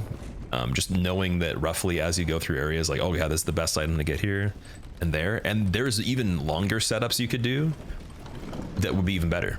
But for this is just the best time frame for what we need to make it a little bit safer. I could even skip some of the things, but then at that point, why would I go back there later when I'm already able to get it earlier anyways, right? I could just skip things, make it quicker in the beginning, but then there's still going to be some setup that probably would help. And it tends to be the case that it's all reachable pretty early. And then I'm not going to even go back to those areas to fight anything later anyways. Like even Caelid, a lot of stuff's in Caelid. But that part of Caelid I don't go back to when I fight Radahn. I just get the warp gate while I'm there. So it makes like running between areas longer to even try to make the start of the game faster anyways. Where now that we have all that stuff done, like I can just go boop, pop up here, boop, it's already done, boop, pop up here, already went there, warp here, already there, oh, capital, already killed Draconic. You know, it's like it's so much better than having to even do those runs later.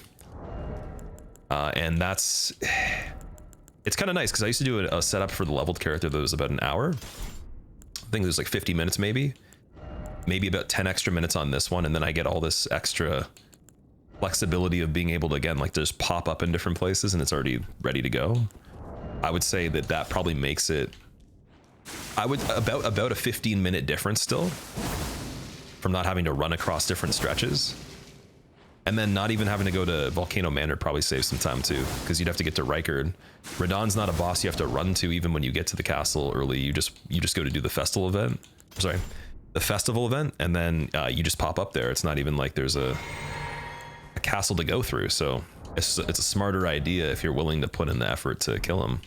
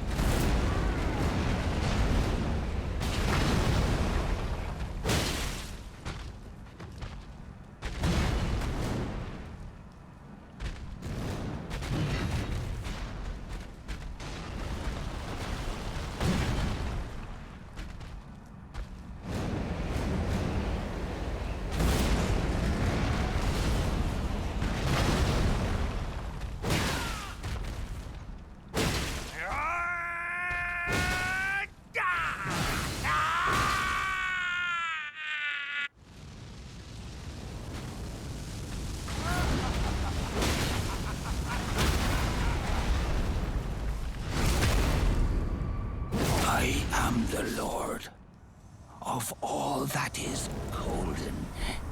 And one day, we'll return together to our home, bathed in rays of gold.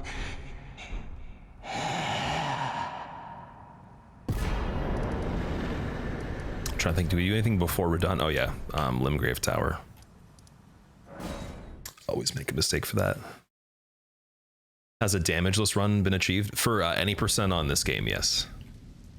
And all remembrances. But I believe the only one that was done that I'm aware of had magic, so you could probably still do it without magic. I'm not sure if it's smart because, again, you won't be able to use certain abilities.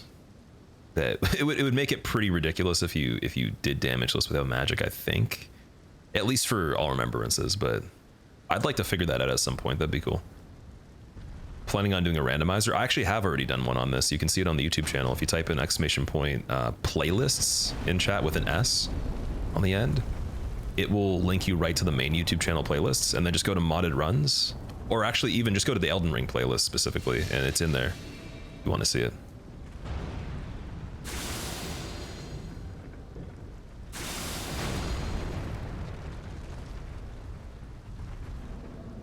But yeah, will I do another one?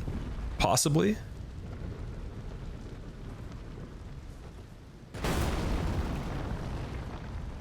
I think level 1 randomizer on this game would be really fun, because I haven't tried that yet. I've only done it with the leveled characters. I'm trying to just get situated back into the game by doing this. This is like my reintroduction back into it after not playing it as much.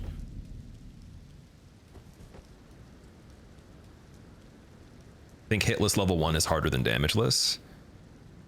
I don't know. I'm not familiar with damageless any percent. I can't remember if Sekiro Shadow did just all remembrances and then there was never a route that was just any percent for it. Like, he might have just done the one run right away, but yeah, it's possible. You might be right. I mean, level 1 technically is harder just because you're level 1. I don't think there's any game they made where level 1's easier, but at least the gap in this one's not as bad as some of them. Like Bloodborne level 1's pretty rough. What is any percent? It's the mandatory amount of stuff you have to beat to get the credits. Anything that's required, essentially. And sometimes people will do things extra just because it helps. So in this run, there is some extra things I will do. Resident Evil 4 done? I actually haven't beaten that game before, no. I'm not sure if I'm going to go back to it, though. We'll see. I wanted to, and then I'm like, you know, I'm not going to put pressure on having to complete it just because I started it. I got to get used to trying games and not beating them and just being okay with that sometimes, especially variety games, but it was really fun. I just don't know if I'll ever go back with everything I have planned now. Because like I said, I really want to do a lot of the ideas that I had in my mind. I think if I just get quicker at executing them, it's very possible. But before, it would be like I would have so many different things I wanted to do, and there'd be never a way to do all of them. Because even if I was putting a lot of time into streaming, because I would go about everything that I did in a way that was just slower, right? That's why I said if I ever went back to speedrunning, I think I could get records quicker. Just with the way I think about stuff now is a little bit more efficient, and I would make the practice more focused and deliberate than how it was. There wouldn't really be emotion attached to it either in a negative way, so I wouldn't get pissed off as easily. It'd be really easy to just do it. Not to say, again, it's easy to get a record, but it would just be a lot less like random drama in my own head. It doesn't matter, and better efficiency.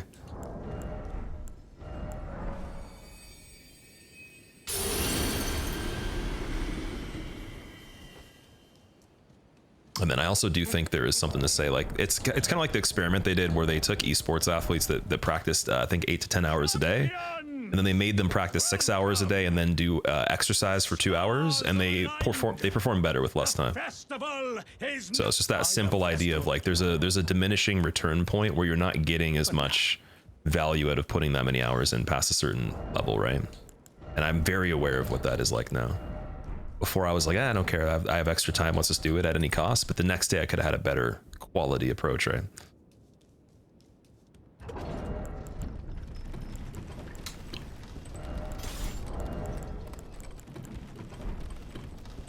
Should should try DMC. I'm not a fan of DMC. I think it's a little cheesy, to be honest, and I don't like beat 'em ups.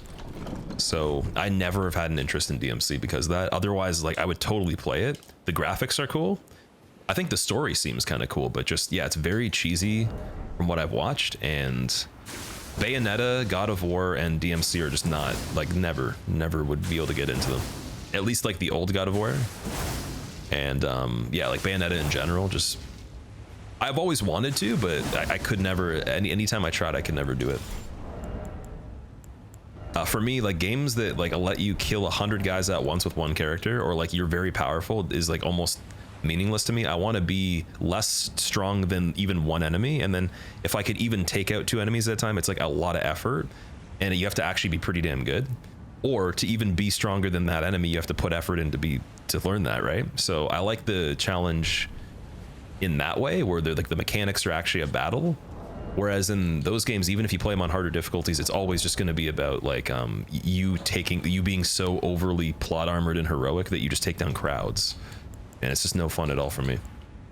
Like, the methodical aspect of it is out the window. Then that's why, again, I'm really into like Street Fighter, Mortal Kombat, stuff like that, where you can't beat the opponent unless you're mechanically better at executing and reading the situation. There's no handicap, there's nothing that can help you.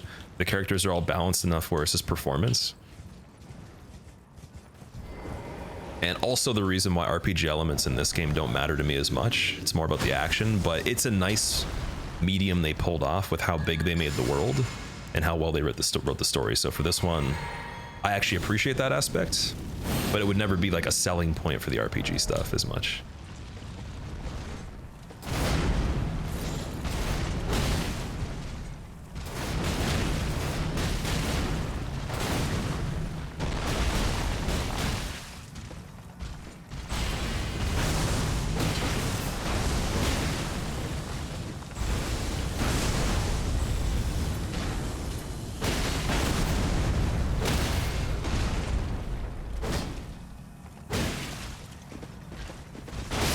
Beautiful.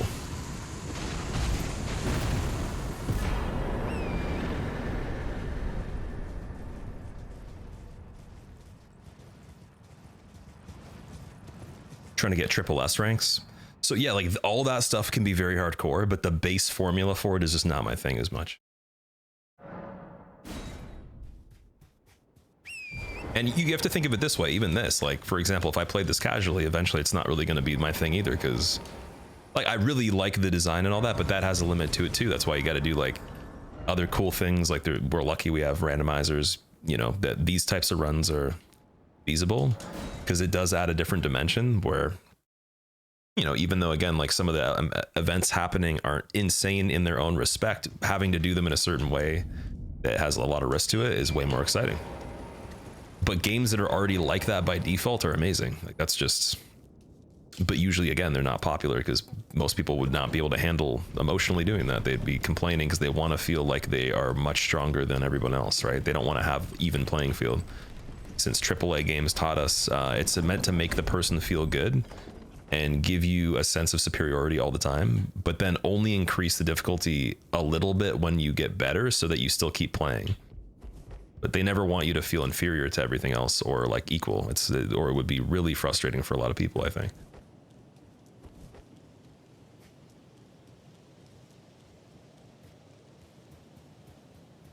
And that's also not a problem at all. It's just like, I'm a little weird with that. I like really arcadey things. I'm not looking for escapism or like an adventure all the time. With the first playthrough of stuff like this, for sure. But then after that, no. For bringing Sifu, dude, I have tried Sifu. Sifu's really cool. I shall leave. I wish you luck. You have. And the developers gave me the game. I haven't played it on stream, but I played it with a friend that had it, and it was really fun. Because I'm a huge fan of Absolver. I'm pretty sure it's by the makers of that game. They did a great job. Just, I would love if they could make another game kind of like Absolver where it's multiplayer. Valkyrie's made the game fun. The new God of War is really cool. I like that. But I couldn't get into it long enough to stick with it. It was such a bigger improvement, though, over the original formula. And I know for some people, they'd argue like they like the OG. Again, it's just like the hack and slash beat 'em up going against like a crazy amount of enemies that off puts me a little bit, but yeah, the methodology, the new one's cool.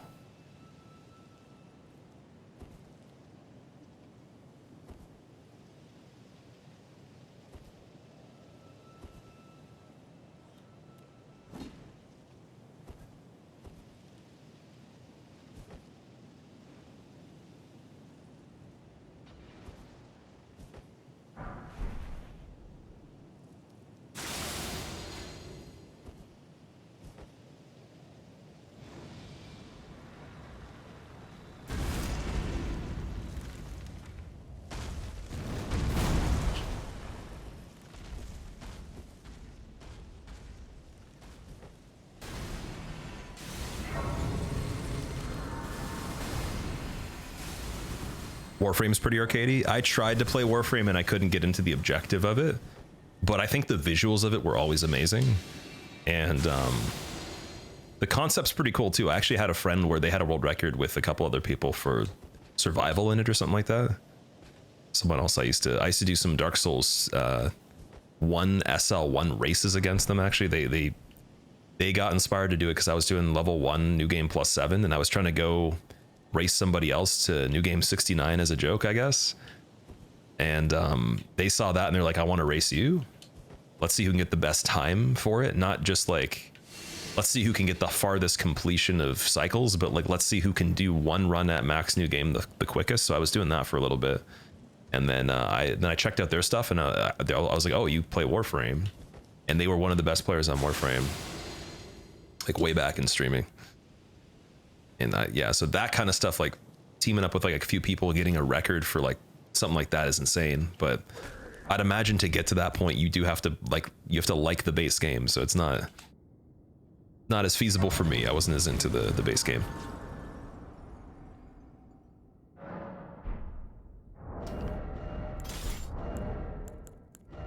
Okay, I think I figured out this part last time. So I'm gonna set up the health ahead of time, and then if you cast the Gambit on the tree at the beginning, none of them should follow you for too long, and then you can actually buff for Golden Godfrey, which is nice. And I just gotta keep him at a good place in the room.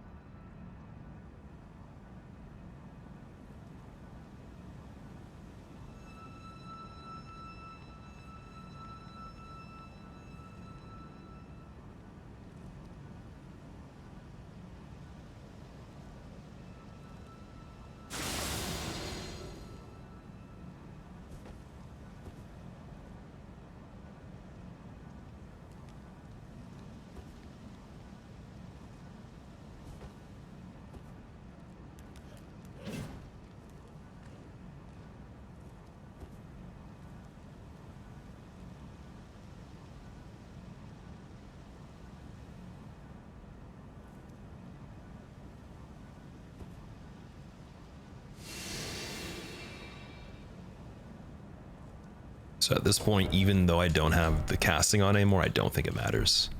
That guy, he can hear Bloody Slash. I actually tested this when I was practicing the save files originally, and he can hear you. Oh yeah, why would I even do Bloody Slash though? I already have it set up. See, again, that's another close call. Someone's like, don't do it. Yeah, no, he can't hear any of the buffs, so I don't think he can hear Craigblade. I'm pretty sure it's safe. But when you're past like this boundary here, I don't think it matters at all. Just I was outside of this perimeter and then he heard me do Bloody Slash and killed me one time.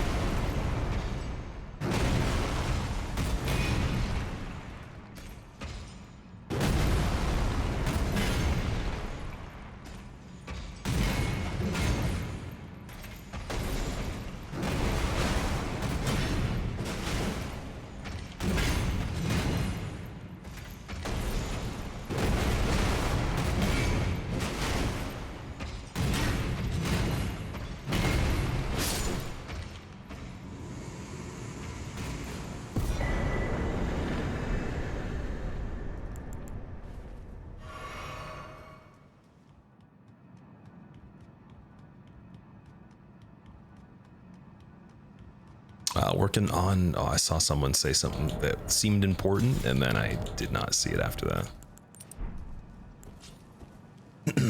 Schizo, have a good rest of your day. Thank you for hanging out, dude. Super clean. Yeah, I don't think there was much more I could do there. I got pretty bad luck, actually, but it seemed okay, though. Looks stressful. That fight is very stressful. It's kind of weird, actually, because... What the fuck? Why did he not wake up? I don't trust that. That's really weird. Now he's waking up. Something really strange happened there. I'm running back because that's not normal. I've never seen that before.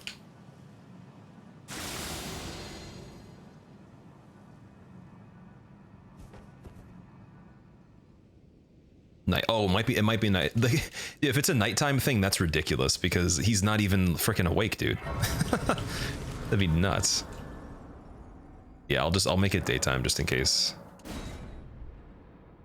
He worked extra yesterday. Yeah, it wouldn't be worth even, like, when I went through there and then ran away and he got up, it wouldn't have even been worth going back because you need him to get up as you're beside him. So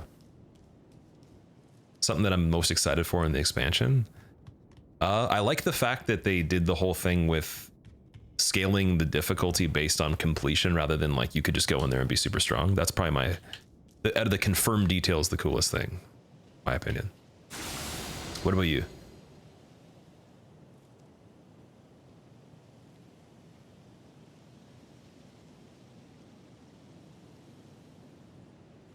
Yeah, it must have been nighttime.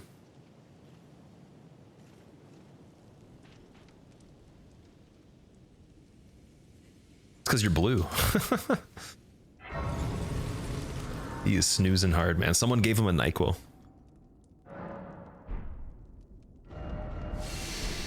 Okay, we're gonna go back and get the talisman pouch. Ooh, my wrist just popped pretty hard. Is it like Sekiro with the memories? I'm pretty sure that's the case. Something like that. Fine. You have now to become the thing as much. God.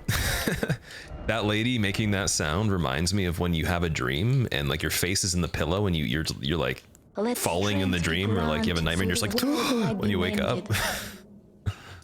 Big gasp of air, dude. Good luck, Squilla. Freezy, thank you so much for the 14 months. Welcome back. And for the good luck, too. Characters and levels not going to matter when you go in the DLC. It matters like a little bit just because you want versatility to use the items in the DLC because there's going to be requirements for stuff, right? But in terms of how it used to be, no, it's not going to be the same. Like, you're not going to be able to be like level 200 and then destroy everything in one hit or something. Like, it's going to be safeguarded against that so that people that buy it, if you do use a really ridiculous character, it's going to at least be fun still. A reasonable challenge, I'd say. It's what it seems like they said, at least, when they confirmed all that.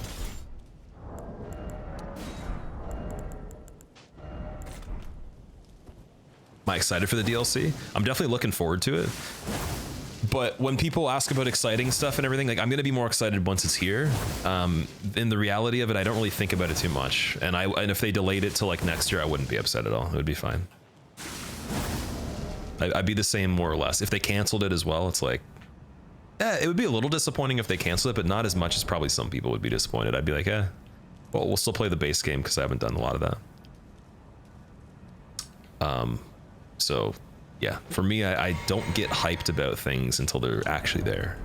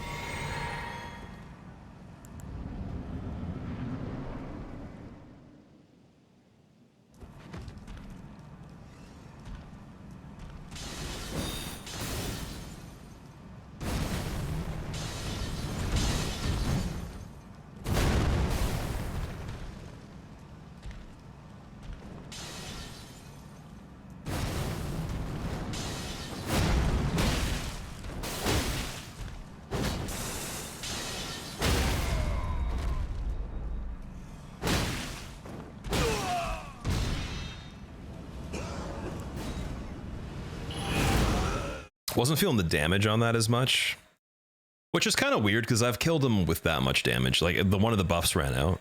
I've killed him with him doing that many attacks in the beginning, but for this run, I'm not feeling that. I want him to jump a little earlier.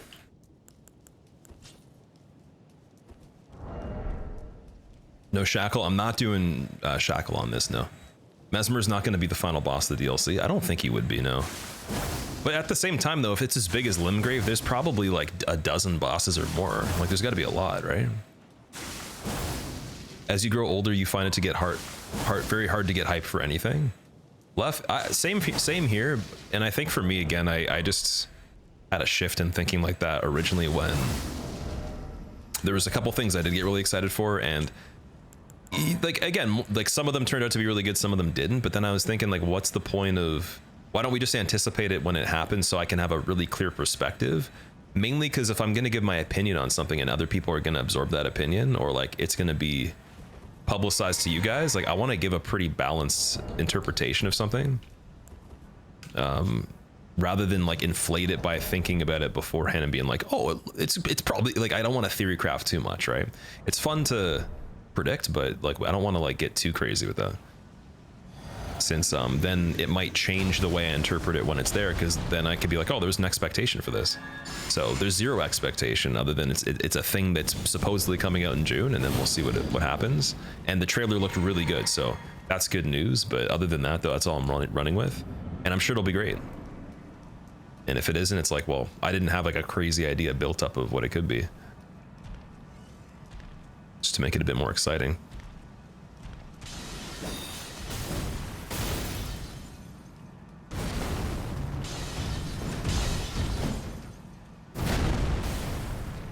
Same kind of RNG.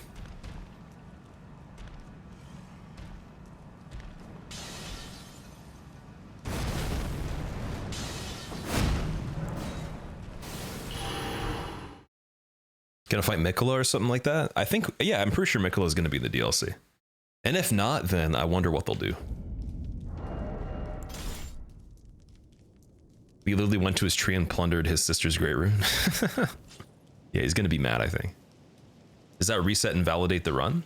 Warping out of a fight? That's not a reset of the game or anything like that. That's an item I'm using that's a part of the game. So if you think using items in the game invalidates the run, then that'd be a pretty strict run in my opinion.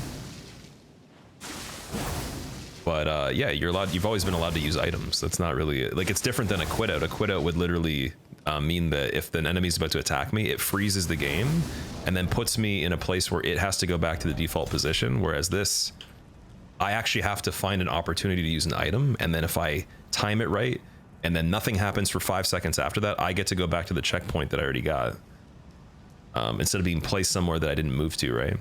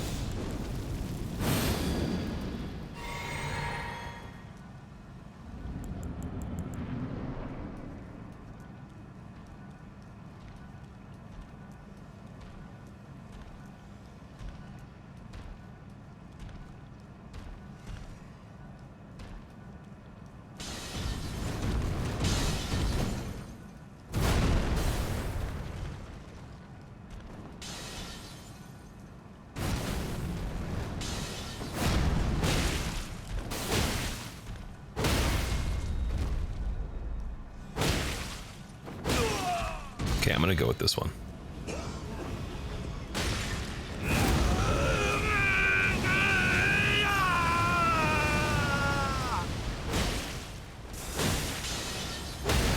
The thrones, stained by my curse. Such shame I cannot bear. Thy part in this. Probably could have done that on the first after realizing again that's the exact same timing almost with the buffs running out, but I was like, I want to get a little bit of a cleaner fight just in case, because there is a situation where if you do, have it right away, then you have to hit, I think you can hit him 2 less times or something. Up to 2 less times, usually 1. Dirk Diggler, thank you very much for the Prime sub. I appreciate it, man. Welcome. What role did you get in the Elden Ring cartoon parody? I was Torrent, and I was also one of the birds from Farum Azula. You were unable to prevented the thorns, a husk, the only way, and become my purpose. So I'd like you to the flame then and guide you.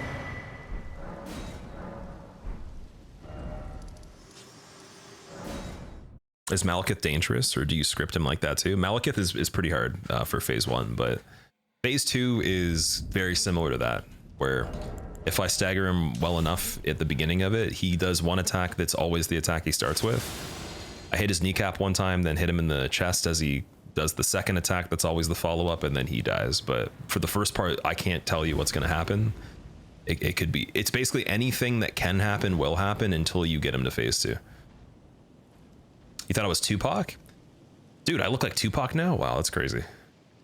Or am I a hologram? Is that why? You trying to say that I'm not real? Peanuts, what's up, dude? Malekith, Godfrey, and Godric are the real bosses. I would say, yeah, Malekith, Godric, Godfrey. What else, maybe? Golden Godfrey. And then, yeah, I guess that's about it. Those are the ones that are more like Dark Souls 3, hitless. And then the other ones are like Bloodborne, or I would even say, actually, I guess some of them are kind of like the style that I'm doing. It's more like Bloodborne, or just, again, like original to the way that this game works. And then, like I was saying, the areas kind of play like DS2 a little bit, but a little bit nicer because they're bigger space. It's like DS2 if it had bigger space between everything. And the damage is kind of like Dark Souls 1. Holographic lizard figure. Had all that yapping about you just to get sleepy. You know, he tried his best, though. He really did try. I respect it.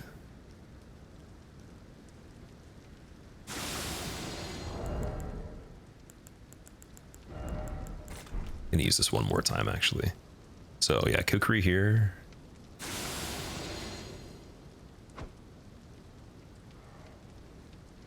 Again, I don't know why the other guy didn't see it. Weird.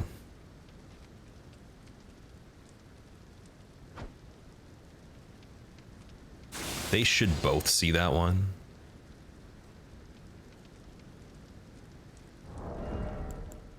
We're gonna put the bow on. That was a suggestion yesterday. It makes a lot more sense. Because they're just like, I don't really want to go over there. Dude, come do your job, dude. Come on, go over there. You're supposed to be guarding the place over here.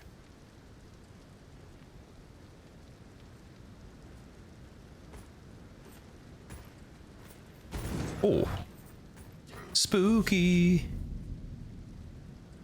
Spooky dookie.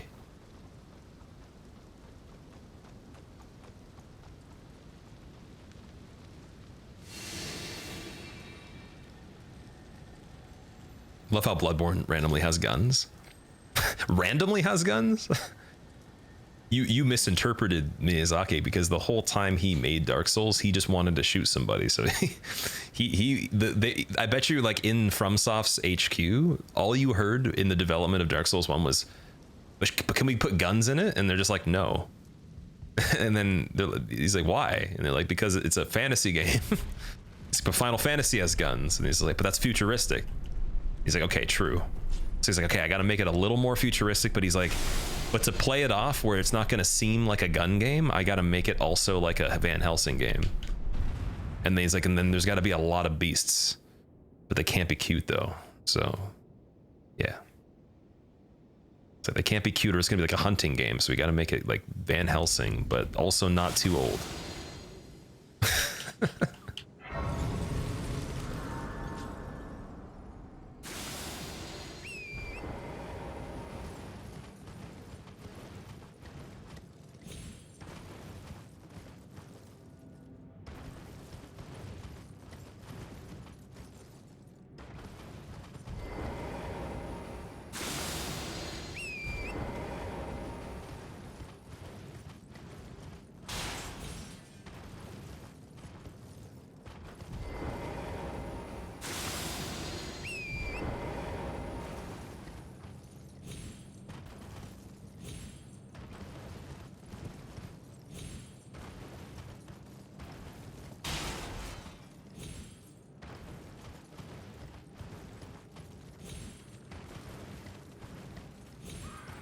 Oh, he was jumping.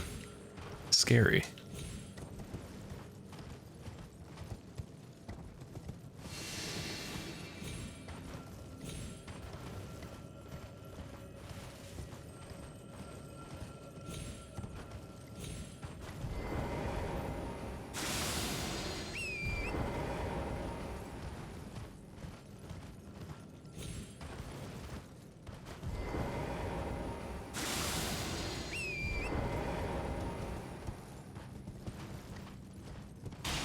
What do I think about Enotria? It looks cool so far.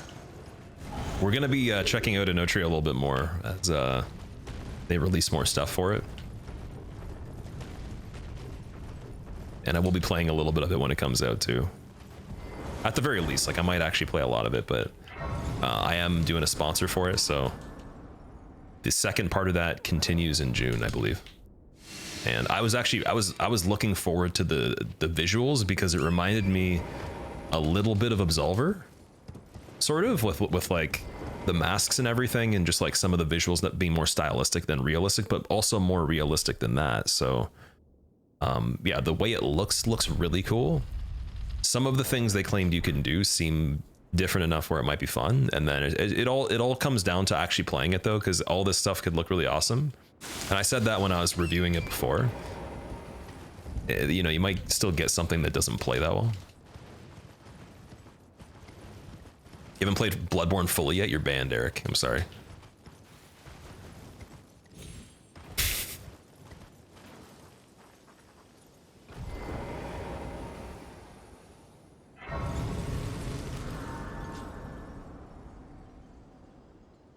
Like, if you don't go buy a PS4 right now, then I'm gonna give you maybe like an hour.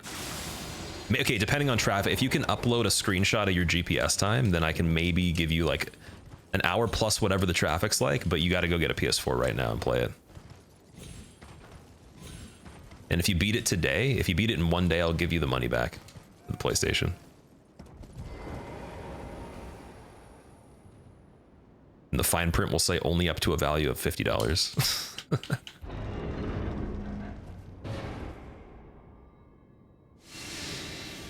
I tried to do the chest trick there and it didn't work. Can't you just use the horse as a meat shield? No, if the horse gets hit, it counts. We become one. The bond between horse and man is it's what's it called? Intrinsic. It transcends all time and space. So, you know, have you ever seen Hidalgo before? You ever played Legend of Zelda, dude? Epona? We should know this by now.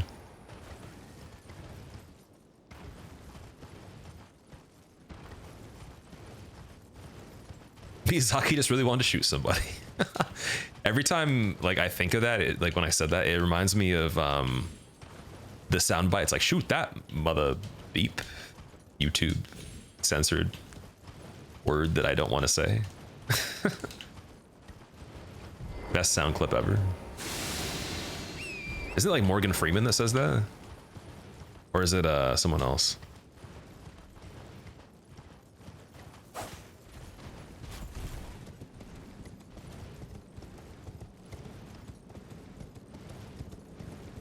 Okay, so right here, recasts.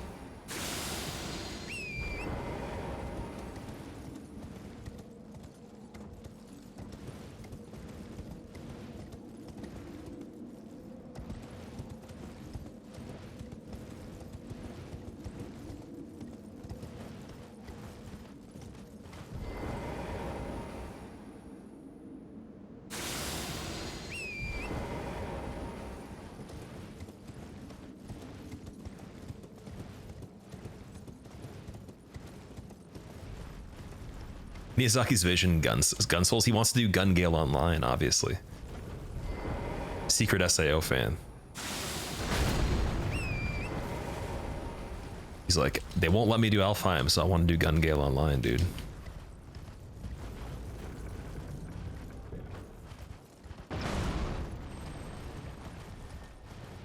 You're the bird who says, come on, it's not worth it. I'm the bird, and I'm also the horse, too. I'm also Torrent when he's running away from the dragon. And he calls, I think he calls Shazman stupid or something like that. He's like, why would you ever do that? He calls him like a stupid ass.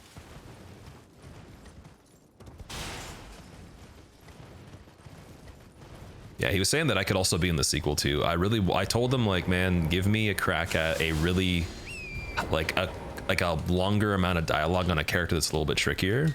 And if you don't like it, then whatever. But I want some like some harder, like some more challenges with the voice acting, because I've had some longer roles that I've had like a lot of roles in the stuff he's done, but I want a human. I've had a lot of creatures, and they are arguably harder, but like the human one, if it has a voice already and me having to pull that voice off, would help me with my own stuff, because I do plan on doing a lot of my own voice acting still. So what would Souls set in modern time look like to you? I would prefer dystopian.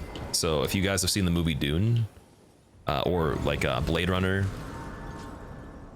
again, even Alita Battle Angel, stuff like that, those three are pretty good examples. Something around that proximity where there could be robots or androids, there can be ships and like space travel, and there can be other things, but the resources are scarce. Society's collapsed. There still is hand-to-hand combat or regular types of firearms at the very least.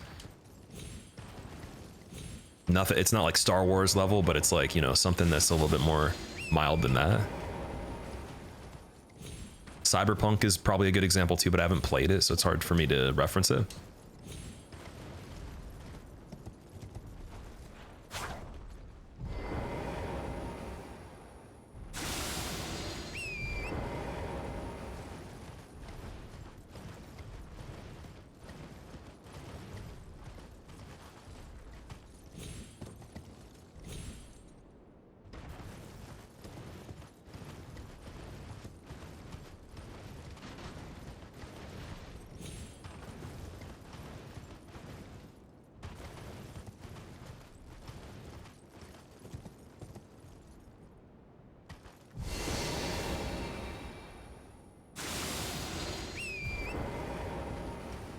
Didn't miss the jump this time. The jump is actually so easy to not miss, and that's why it's even funnier that I commented saying, imagine missing this jump. Like, I think it was a day before.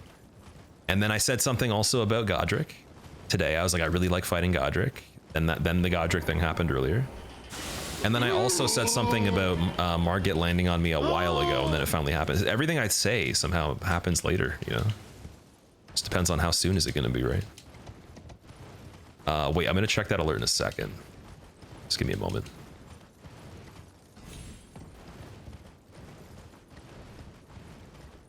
Inception. Forgot Remnant existed. I don't actually have a full grasp on like Remnant. Are we talking about Remnant as like an idea for the setting? I've seen a little bit of it. I saw Prod play it and I saw Kate Whitty play it, but most of what I saw was them fighting like this gelatinous blob dude that looked like he was poisonous with add-ons and rolling around shooting people. Say you'll finish the run. I have said that too, though. That's the thing, but I said that more times than maybe what you need to say. Might have overdone it. Scamp, thank you for gifting a sub. I really appreciate that, dude. Whoever ended up getting it. Does it say who got the sub on Twitch chat, guys? Because I can't see that.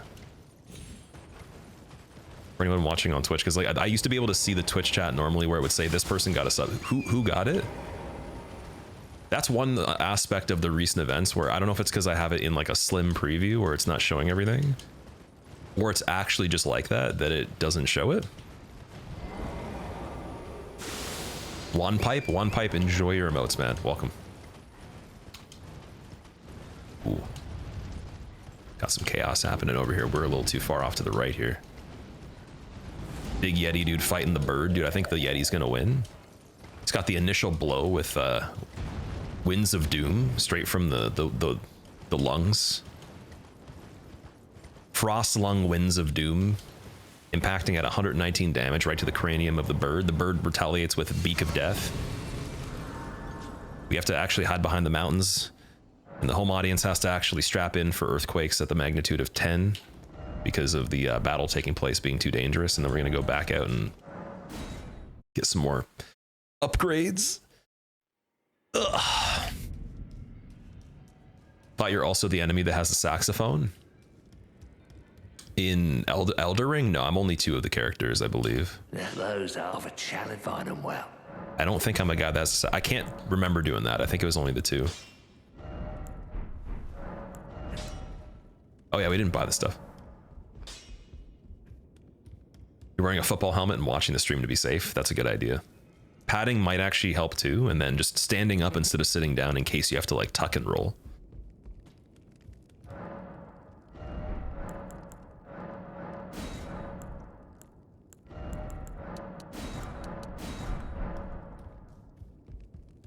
Today, Circuit Theory Kids had the longest experiment. Circuit Theory.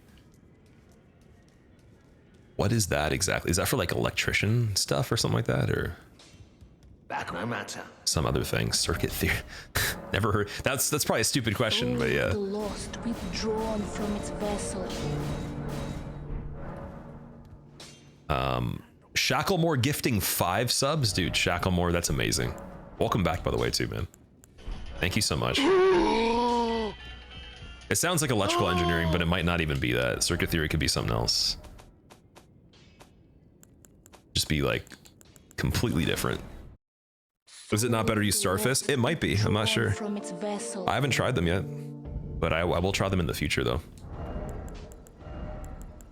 I definitely want to do a run with them before the DLC. So maybe when we do the All Remembrances version, I switch them and it's better, or I get both.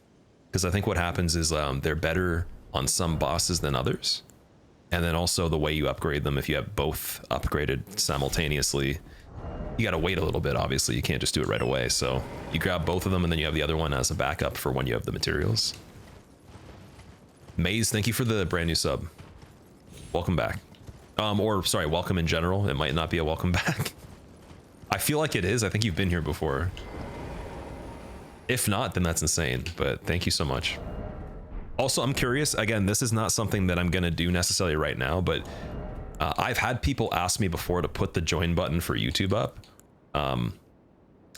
Do you find that that would be something that you'd be interested in if I had the join button? Because I don't think it matters, even if people don't use it, but like, is that something that people want accessible so they can use like emotes in the YouTube chat and then have other types of things going on, other privileges, I guess? Look like Kali Oliveira, football soccer player from the Brazil club Bahia. I've never heard of that person before, but I've been told almost on a regular basis I look like somebody, and usually the person changes every time. There's been some repeats, which was this Tatum dude, Drake, and then there was like another guy that also played basketball that doesn't look like me at all, that someone said like multiple times. So that's a new one. I got to add that to the collection. I'm going to actually have to buy sports cards of all the people that you guys mentioned that play sports. I'm going to put them on the wall and be like, you look like this, and put a picture frame. And then when someone comes and sees it, they'll be like, who the hell said that? And I'll be like, exactly. I'll be like, I don't know what they were thinking, man. But maybe you're right though. Maybe that person that you're talking about actually is close. I'd have to actually see them and check it out, and you could be right.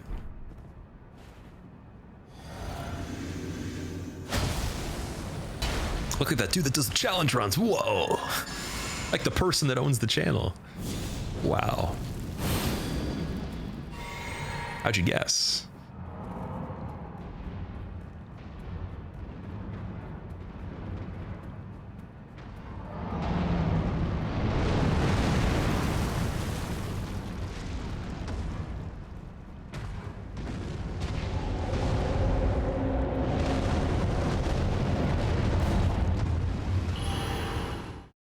What NBA player? I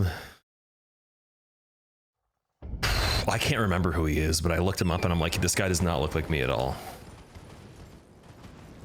Like they basically, I feel like the requirement is like the skin tone's the same and someone has curly hair and you'll be like, yo, that looks like you. It's like, well, but how many people exist that have those features? It's like probably millions, hundreds of millions of people, right? Something wild like that, at least. Okay, so now I have to set up Fire Giant a little bit ahead of time because we have to redo it.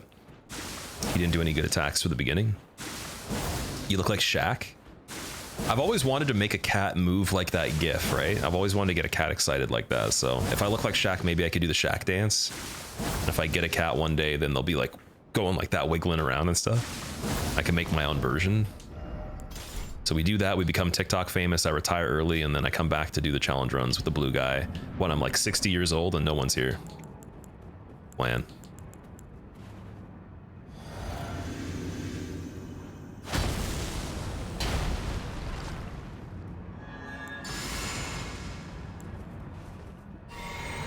Drake live streams Elden Ring, what? Dude, him playing this game would be pretty funny.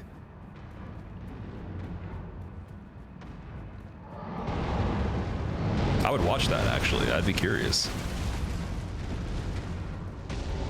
Dude, why is he rolling again early? That just doesn't happen. Should ride up on the horse. I don't prefer doing that because if he does any attack like the wave, then you have to iframe by dismounting, which is way harder than rolling. So unless you mean like ride up on the horse instead of buffing on the way. The reason that I'm actually not buffing then riding up is because it wastes more time. So I'm trying to buff into the proximity so that they last the longest they can, because that's the biggest deal. It's not about getting to him fast, it's about him being just about in range to attack by the time I'm just finishing the buff, if I can time it. Meaning that I use some of the time in the fight to position well while doing something else at the same time. If I buff and then ride towards him, it means I buffed early. That's why you got wrecked on the horse every time. It's really good phase 2 to use the horse, but again, it's like, it's actually not good to use it the whole time if you really want to do damage quicker. It's kind of like a 50-50. You use it when he's doing fireballs or the orbs. And then you go on foot when he's using the hands quite a bit. So yeah, see, I'm still moving forward. He's moving towards me. We're buffing. I'm healing while walking. No time has been wasted in between that whole sequence other than like 2 footsteps. And then we're right in proximity to just kind of chill. But if I went on the horse there and then he did the thing like this, it's a little bit iffy.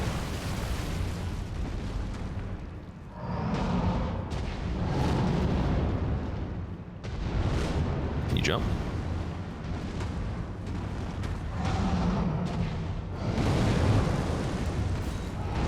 Worst RNG on Fire Giant so far. Damn. Favorite NPC quest in this game? After hearing what Boggart says about Raya, I actually think that's my favorite. So I'm going to say Boggart and Raya are my favorite. Fire Giant eats with his head mouth or the belly mouth. I had a theory about that. I think that it's a power struggle. I think they're like parasitic twins that don't like each other. So what happens is every time the stomach eats, he doesn't get satisfaction for tasting the food. And then it uses multiple, like extra resources, obviously, where the digestion's kind of like half-assed. And then he doesn't even feel full. So the hunger signaling doesn't work as well if his stomach eats, but if his stomach doesn't eat, so he tries to keep the stomach from eating anything, but the stomach also has a personality, so it'll sneak food and then he'll get mad at it and they'll just fight forever. Because to have him survive, one or the other has to eat, but they don't both have to. But then one feels the pain, so it's like, it's the saddest story, dude. It's exactly why you should feel bad for Fire Giant. He's in a struggle all the time.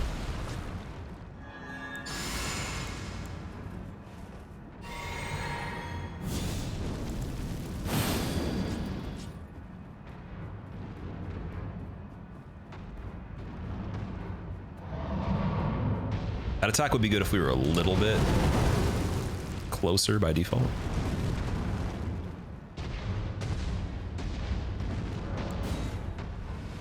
This guy's being such a doofus, man. I don't understand. Like, I haven't seen this much unlucky starting positions and attacks. Oh my god.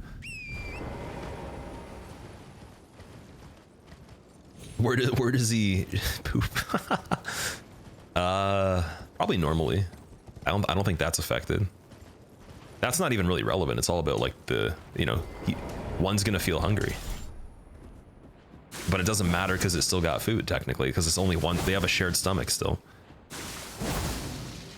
If the stomach eats it, does it digest faster? Yeah, it kind of digests quicker, but then the hunger signaling doesn't make it to his brain fully. So then he thinks that basically he's not full, so he's still hungry even though he did eat, and then it's like really unsatisfying.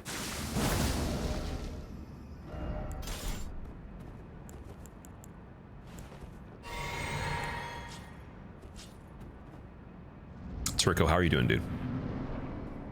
Rain, that's a good emote. I like that one. Yeah, you might have to actually bring your friend that was fisting on Dark Souls 2 yesterday with you and beat him up for me a little bit ahead of time. Tenderize him with the fist so I can actually have a little bit of an easier time.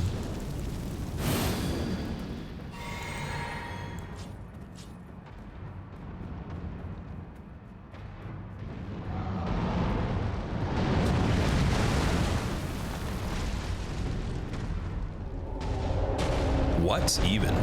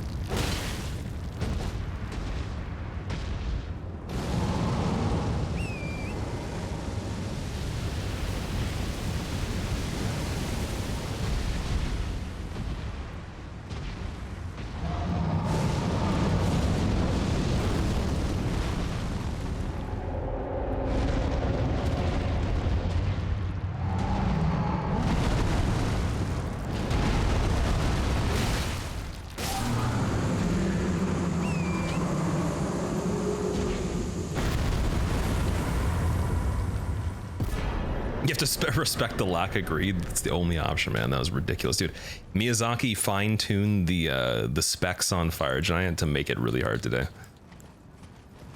Some sketchy shit. That's just purely practice at that point. So luckily I've gone over that. But yeah, there was some locations that were weird. Like the fact that he short rolled. I don't think he actually rolled less than normal, but because the hill was kind of obscuring him, he ended up in a spot where he didn't flatten me as quickly as I thought he would. So I got ready to roll through him, but that would have been very unlikely because you rarely do that. You can, but I think that was the scariest thing for me is when he started rolling and I'm right in front of him and I just have to wait till he stops.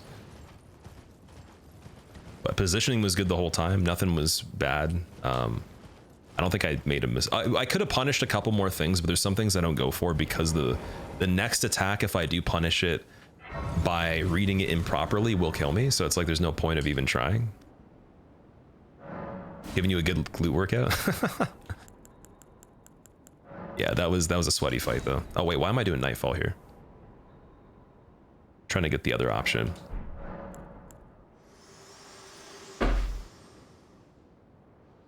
I have long observed this world and death. The uneven ground's really bad too for dodging attacks. I hate uneven ground. Ugh. Worse than bad RNG Eldritch? Yeah, so Fire Giant has the potential to be ridiculous. Like, that's a really good example of it. I think he hurts his back rolling over the trees. I feel like it would be as if you went to a beach and children made sandcastles and you just rolled around and destroyed them. That's what it would probably feel like. You know, you'd feel like maybe ethically bad, but it wouldn't hurt you though.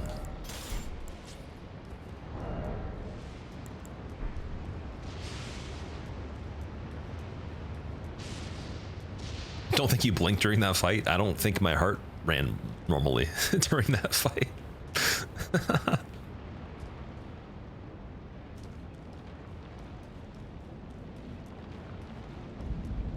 That would be what I would call playing the game versus playing the strats. Because I mean, okay, there is methods obviously, but there's no guaranteed method for that one. That's a little bit weird.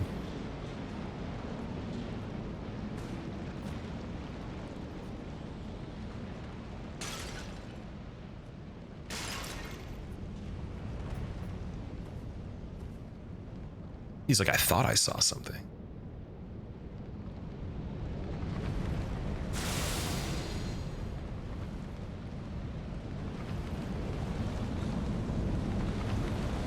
What do you think the hardest split in this run is? Like just the entire segment with the area included?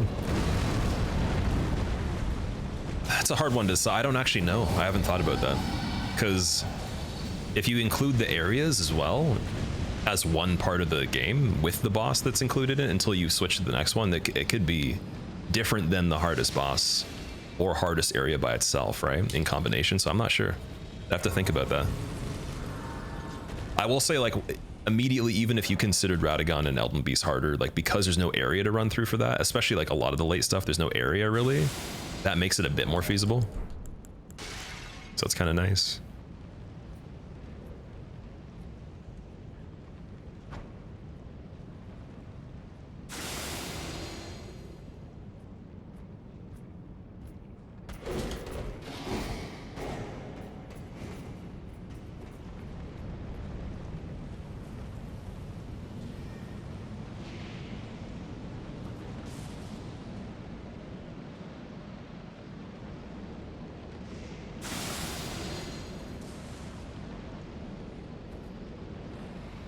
I think I arrived there quicker than normal because like that guy was in an interesting position for a second.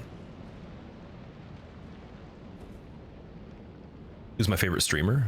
Favorite streamer of all time was Faraz, and still is. I know he doesn't stream as much, but he's my all-time favorite. I've spent the most time in his channel, and when he was like doing it consistently, I don't think that for like what I would say is entertaining for me and just personality and all that, he was the best. Not Nems. I don't actually watch Nems really, and it's not because like, and it's not even anything personal. I just don't even really watch streams anymore. And when I watched, for example, when I was mentioning Faraz, I didn't really watch Nems during that time at all because I was more into watching the hitless runs. But I did watch Nems a little bit. It was a little harder for me to watch for a long time though, and I think I've told him that before, and I've talked about this with his channel. It's just like a lot of the things that they talk about, they don't give me as much value. So like the humor, the sense of humor is not my kind of humor, so it's not really the same impact that you guys that like Nems would like. But there is moments that make me laugh. Like once in a while, it'll be insane. It'll be like, oh my God, that's actually pretty funny. Or something will happen to him in the game. Otherwise though, yeah, like that type of humor is not really my thing. It's not really, it's too obvious for me. It's like it's too basic in my opinion. I'm not trying to even say like, he's not intelligent. I feel like he's pretty damn smart, but just he knows what his audience likes and he plays to that advantage, but like it's just not enough substance for me with the humor. And with the gameplay, tons of substance, but again, like when a lot of it is also a combination of that, it's hard. Low-hanging fruit, yeah, it's like very low-hanging fruit, exactly. It's not enough effort for me to like be like, yo, that's actually really funny. But some people love that though. It's like it depends on the person. It's really dependent on the audience. And I think knowing your audience and being able to do that is smart. Especially if that's how you actually think and it's genuine. I get the sense that he's being genuine. I don't think he's disingenuine in that way. Yeah, it's probably part of why like I did like his stream, and I still think his stream's cool. It's just not as much. Like I wouldn't be like, yo, I'm gonna go there and have a really great time. But there's a lot of stuff there that happens that is cool, for sure. All right. So I need to basically put 2 dinguses to sleep here.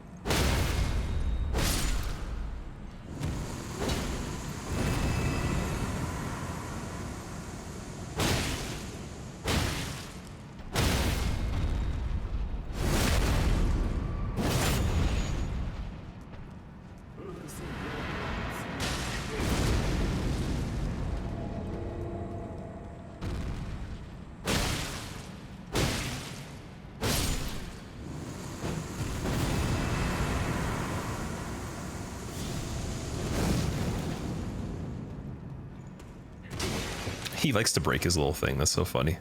What a cutie.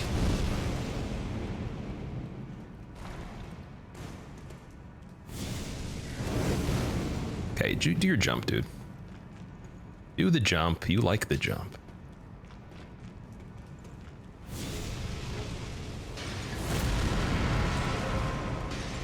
Oh, he still went to sleep.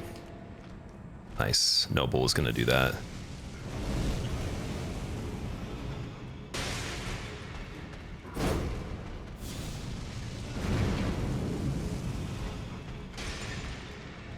Beautiful.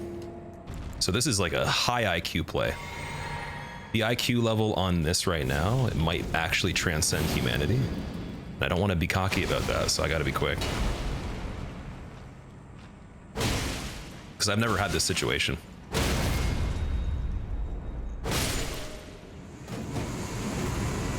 I had to like literally free aim the thing on the ground and predict where he was gonna run, so that the residual effect that was already half built up clocked him out at the exact time he hit the cloud around the corner. That was quite a lot. So yeah, the late game's getting super high IQ right here. This is not a normal run apparently. Miyazaki really has turned up the settings apparently. Damn. That placement was perfect. So I have done that before once, but you rarely ever have to do that, and it's silly. Like that was a little bit of improvisation. Like you're supposed to have him do the jump attack, but he didn't. So proof again from Fire Giant onwards, like the enemies have been like stressing me. Like they've been trying to like do a stress test on me to see, it's like, do you actually know how to play this? Like what if we just screw this up so you can't get what you want, right? Which is always fun, but like, oh man. It's insane though. Because again, like, has that happened yet? No, we haven't seen that one time in this run. And in the other runs I've done too, it's very rare that you have to do anything like that. He usually always does the jump attack by like at least the 4th attack, I would say. And then the amount of time he was just walking with doing nothing is just absurd in my opinion.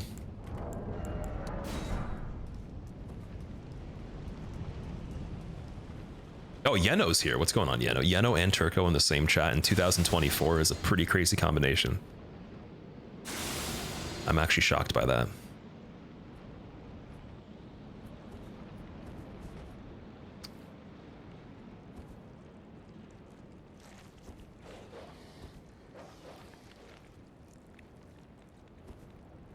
Imagine that dog jumps across the gap and actually makes it on the bridge there somehow. Pretty funny. Do sleep pots work on every boss? So I think they work on most of them. the thing is, the effect varies. So like the way they fell asleep is not the same as everybody else. Best example would be if you saw Morgott. He falls asleep for a second and then wakes up immediately. So I basically only have a chance to attack him and get a stagger as he's standing up, but he won't stay asleep though. There's no chance he'll stay asleep. And I don't think there's anything you can do to make them stay asleep if they're not prone to doing that. They'll just kind of snooze for like a second. Why iron balls? I just decided to do the iron balls for this one because it seemed a little bit more familiar to me. I actually had used them before. Starfist I've never tried, so I'm not as like keen on what type of methods you have to use to get the bleed and everything. I am going to use them next though. They're going to be a weapon I use pretty soon. For sure.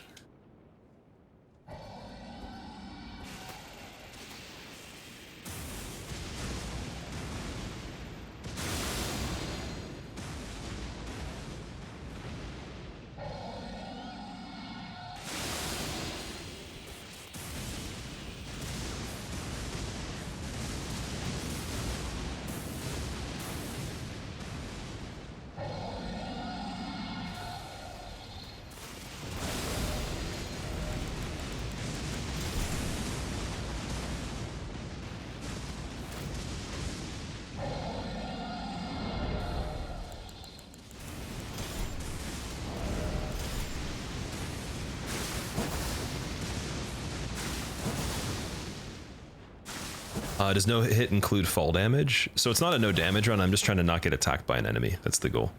And then obviously not dying, because it wouldn't be an improvement upon deathless if you just died by falling off a cliff, in my opinion. But that's the idea though. Just don't die, don't get attacked by an enemy of any sort. All right. Everything's looking fine here. I'm gonna use the gambit last, I think. Rom, thank you for the good luck, dude. I appreciate it.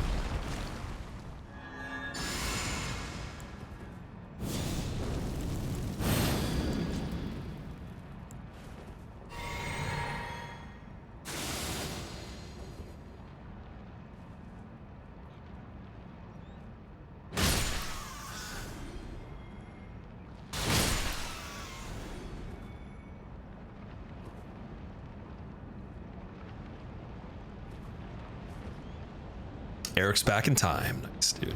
The other Eric was saying that they hadn't played Bloodborne, and I said they were banned unless they went and bought Bloodborne, so I wonder if they're back yet too with the PS4. I was dead serious about that.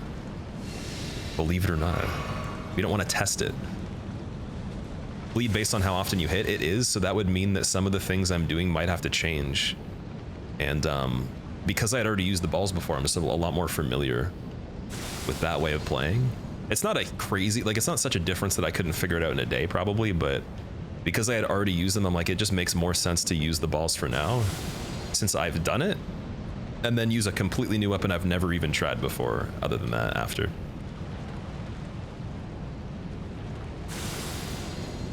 Must have been the wind. Yep, it was the wind. I knew it. See, I even thought it was the wind.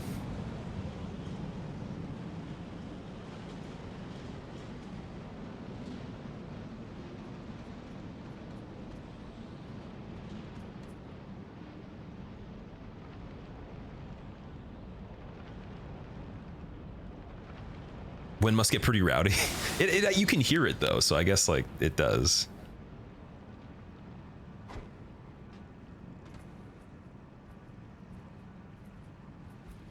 Definitely does. All right, perfect.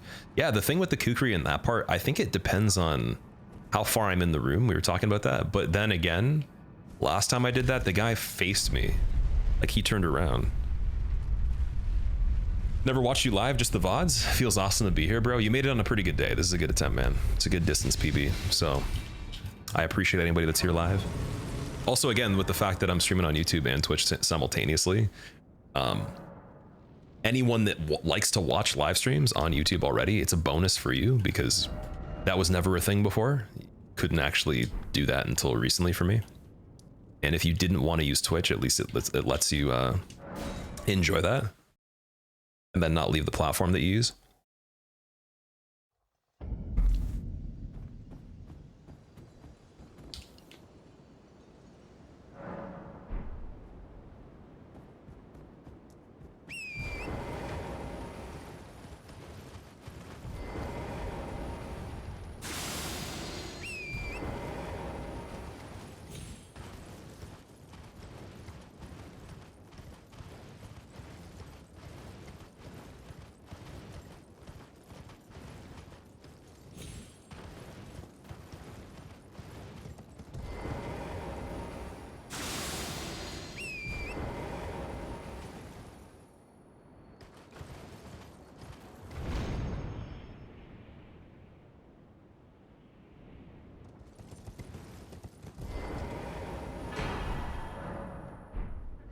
I almost used the memory of grace and then I would have lost 270,000.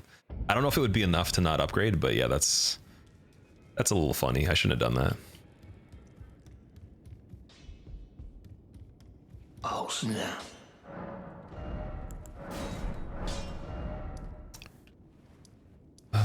Okay.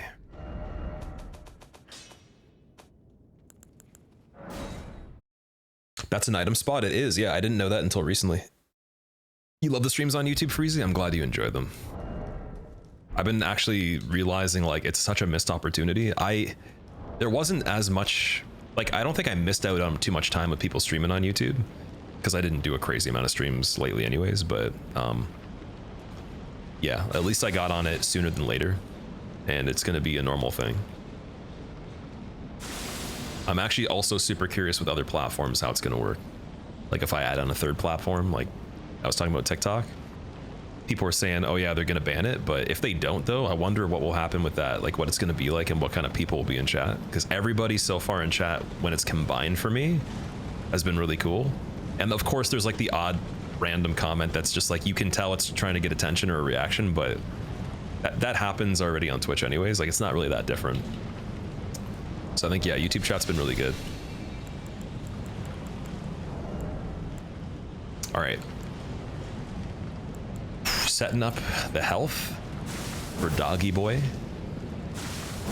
It made you aware that I am streaming, Freezy? You mean doing the YouTube stream actually got you on Twitch? Kick is another one. Can you do simultaneous on Kick as well and it doesn't void the contract at all? That's allowed?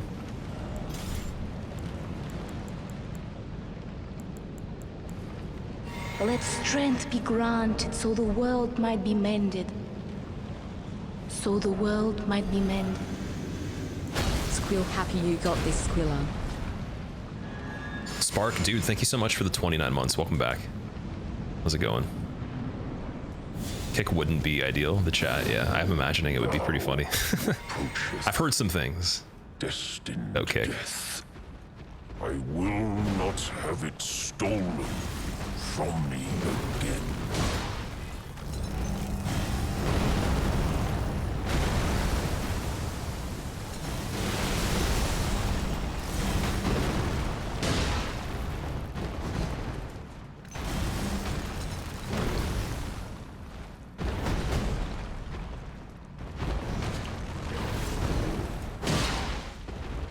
Ooh, well, tucking under there. Tucking the good old character under there.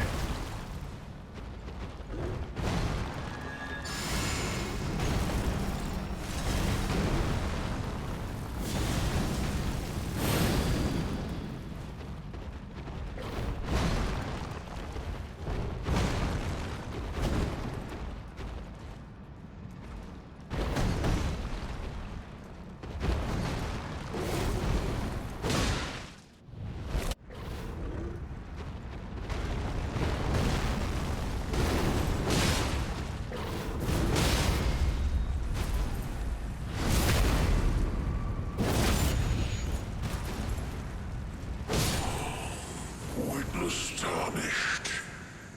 Why cover destined death?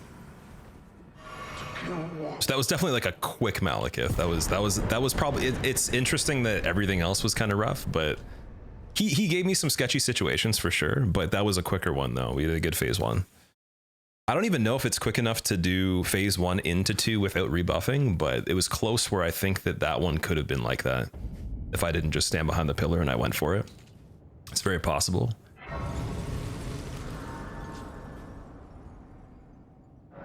Also, Winter Circle, I saw what you said earlier. I didn't actually get a good read on it, but you're saying you're not going through the best time right now. If you want to share specifically, like maybe if there's insights you're looking for on what maybe relatability and experience other people have, or what like people recommend for certain things, I could try my best to like give you feedback or whatever. But if you're just looking to like express that, man, I'm sorry that things are not the greatest. And I guess the best way to look at it is that without giving specific advice for anything that you're looking for, just the same as things can get bad, they also can get really good too. And the best thing is to see things through. And pain does build character in a way, even when it doesn't seem like it's doing much in the short term. Like you do look back on it and you're like, wow, if I didn't have that happen, or maybe even if I wasn't as good at handling these things, whether they're really tough or not, I wouldn't be who I am now. And then it builds like a kind of like a skill level of tolerance for things, the way that you approach life. And I know that might not be even interesting to hear right now. It might not be the right time, but that's my take on the vast magnitude of a lot of things that can be rough, right? But yeah, if you need to just kind of distract yourself or whatever, obviously that's I could do that. And if you want feedback, I can give you feedback as well. I think it's likely that when you're doing, like if I'm doing content and there's enough people here, there's always going to be at least a certain amount of people that are having a great time and a certain amount of people that are like, you know, life's not the greatest at that moment. And it's just the way that things go. But my biggest goal is to obviously only be a positive influence on the people that are not having the greatest time. But also that does require being ready to make certain changes, or you know, being in the spot where maybe you've processed everything, because sometimes it's good to just marinate and maybe not like rehash, but just process and then be ready to be like, okay, now I gotta change this.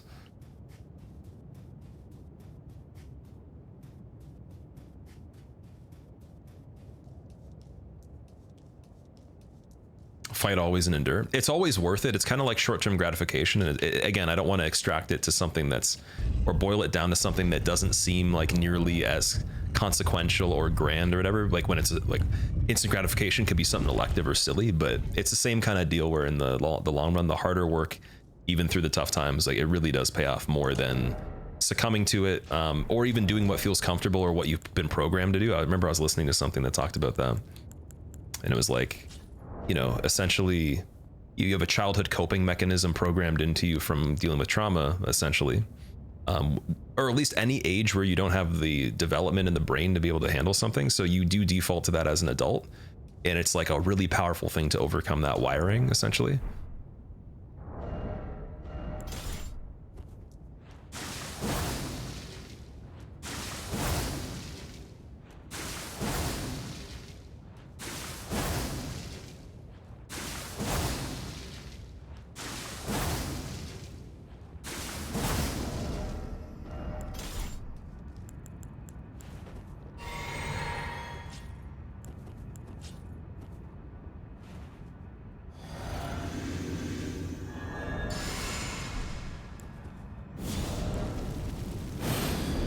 Just making sure I got the right stuff on.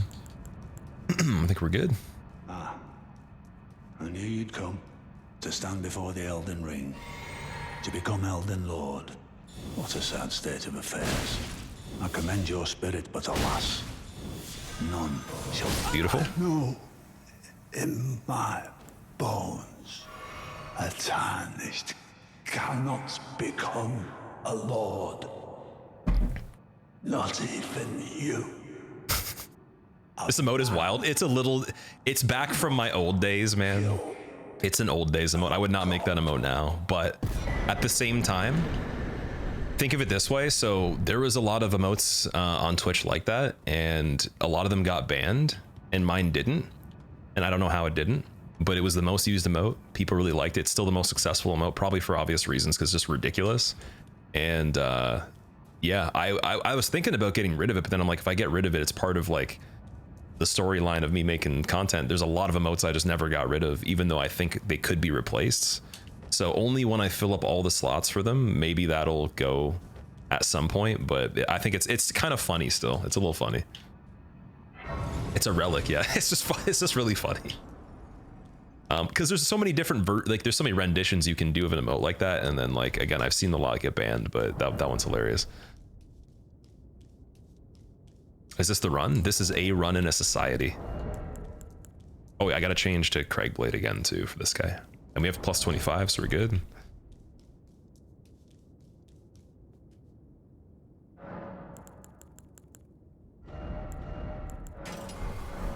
Wait, did I do heavy enforcement? I don't know if I did.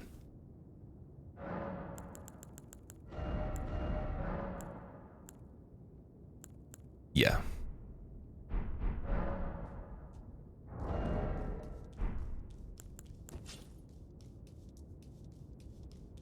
Winners, thank you for subscribing, dude.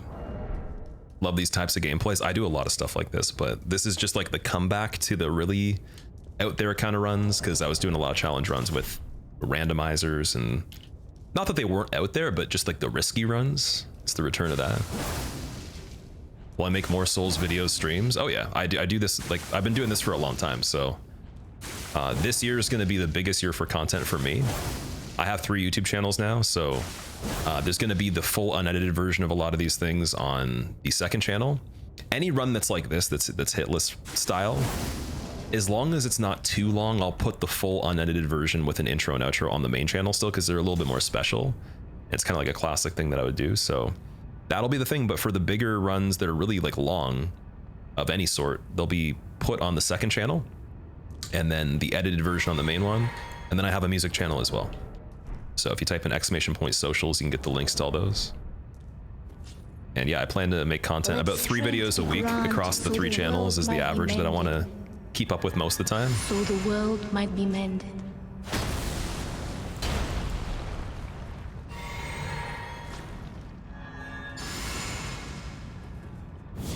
Buff order on this was a little scuffed, I think. It's all good though. It's all good, dude. All right.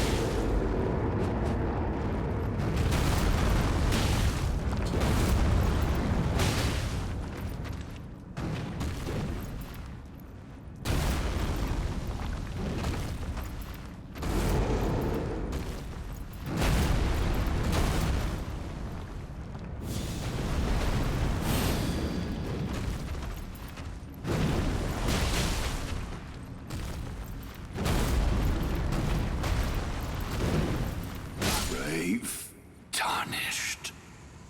Thy strength befits a crown. Pretty crazy fight. That one was it was a bit spicy because he went into an attack he doesn't do often. Like, well, it is an attack that's normal. It's not super infrequent, but he did like that crossed arm push thing, but very close after that, or very quickly after, when he was very close, he did the swipe that finished it. So that was the pacing on that was like, it was getting me a little frantic. I was like, a little on the edge there, but yeah.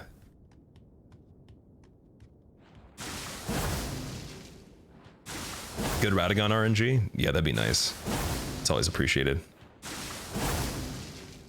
Thank you for the good luck, everybody. Solid form, man. Yeah, we're got the juice card, baby. If anyone doesn't know what the juice card is, I'll tell the story after, but you're curious about it at least. But yeah, I think that we got the juice card box. Dog. We got the juice card, baby.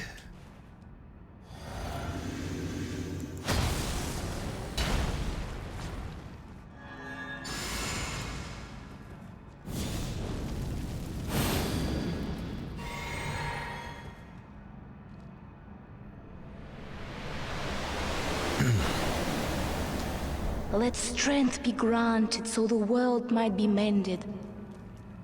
So the world might be mended.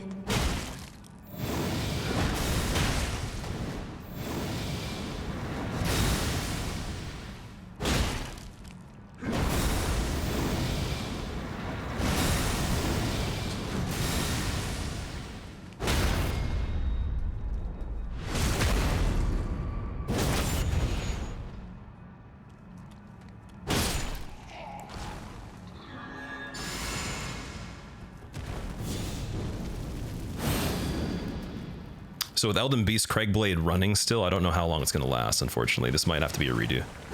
We'll see. I'm not sure how important it is. That's the only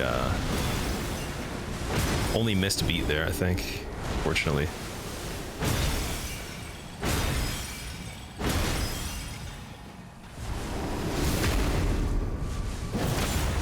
Yeah, because the damage is not as good. So it's not worth it. I'm going to go back and do it again. And mainly this is because on Radagon, you have to do Craigblade in between. He gave me interesting RNG. Those are a little bit weird, where I did too much damage too soon, which would have been phase 2. That's why I didn't Craigblade, because if he got up with that much health, he would have killed me. So that was a really smart way to like just at least, you know, play through the fight and then escape if I need to. But yeah, it wouldn't have worked that well. The thing I would have had to have done is recognize as soon as he stomped, I would have done more damage sooner than later. And then it would have put it in this range that'd be better, but that Elden Beast wouldn't have worked as well. I could have done it. I could have rebuffed fully done 2 R2s and maybe finished it, but I don't know if I trust that as much. So I'm gonna take the alternate path here and try this out instead. Just in case.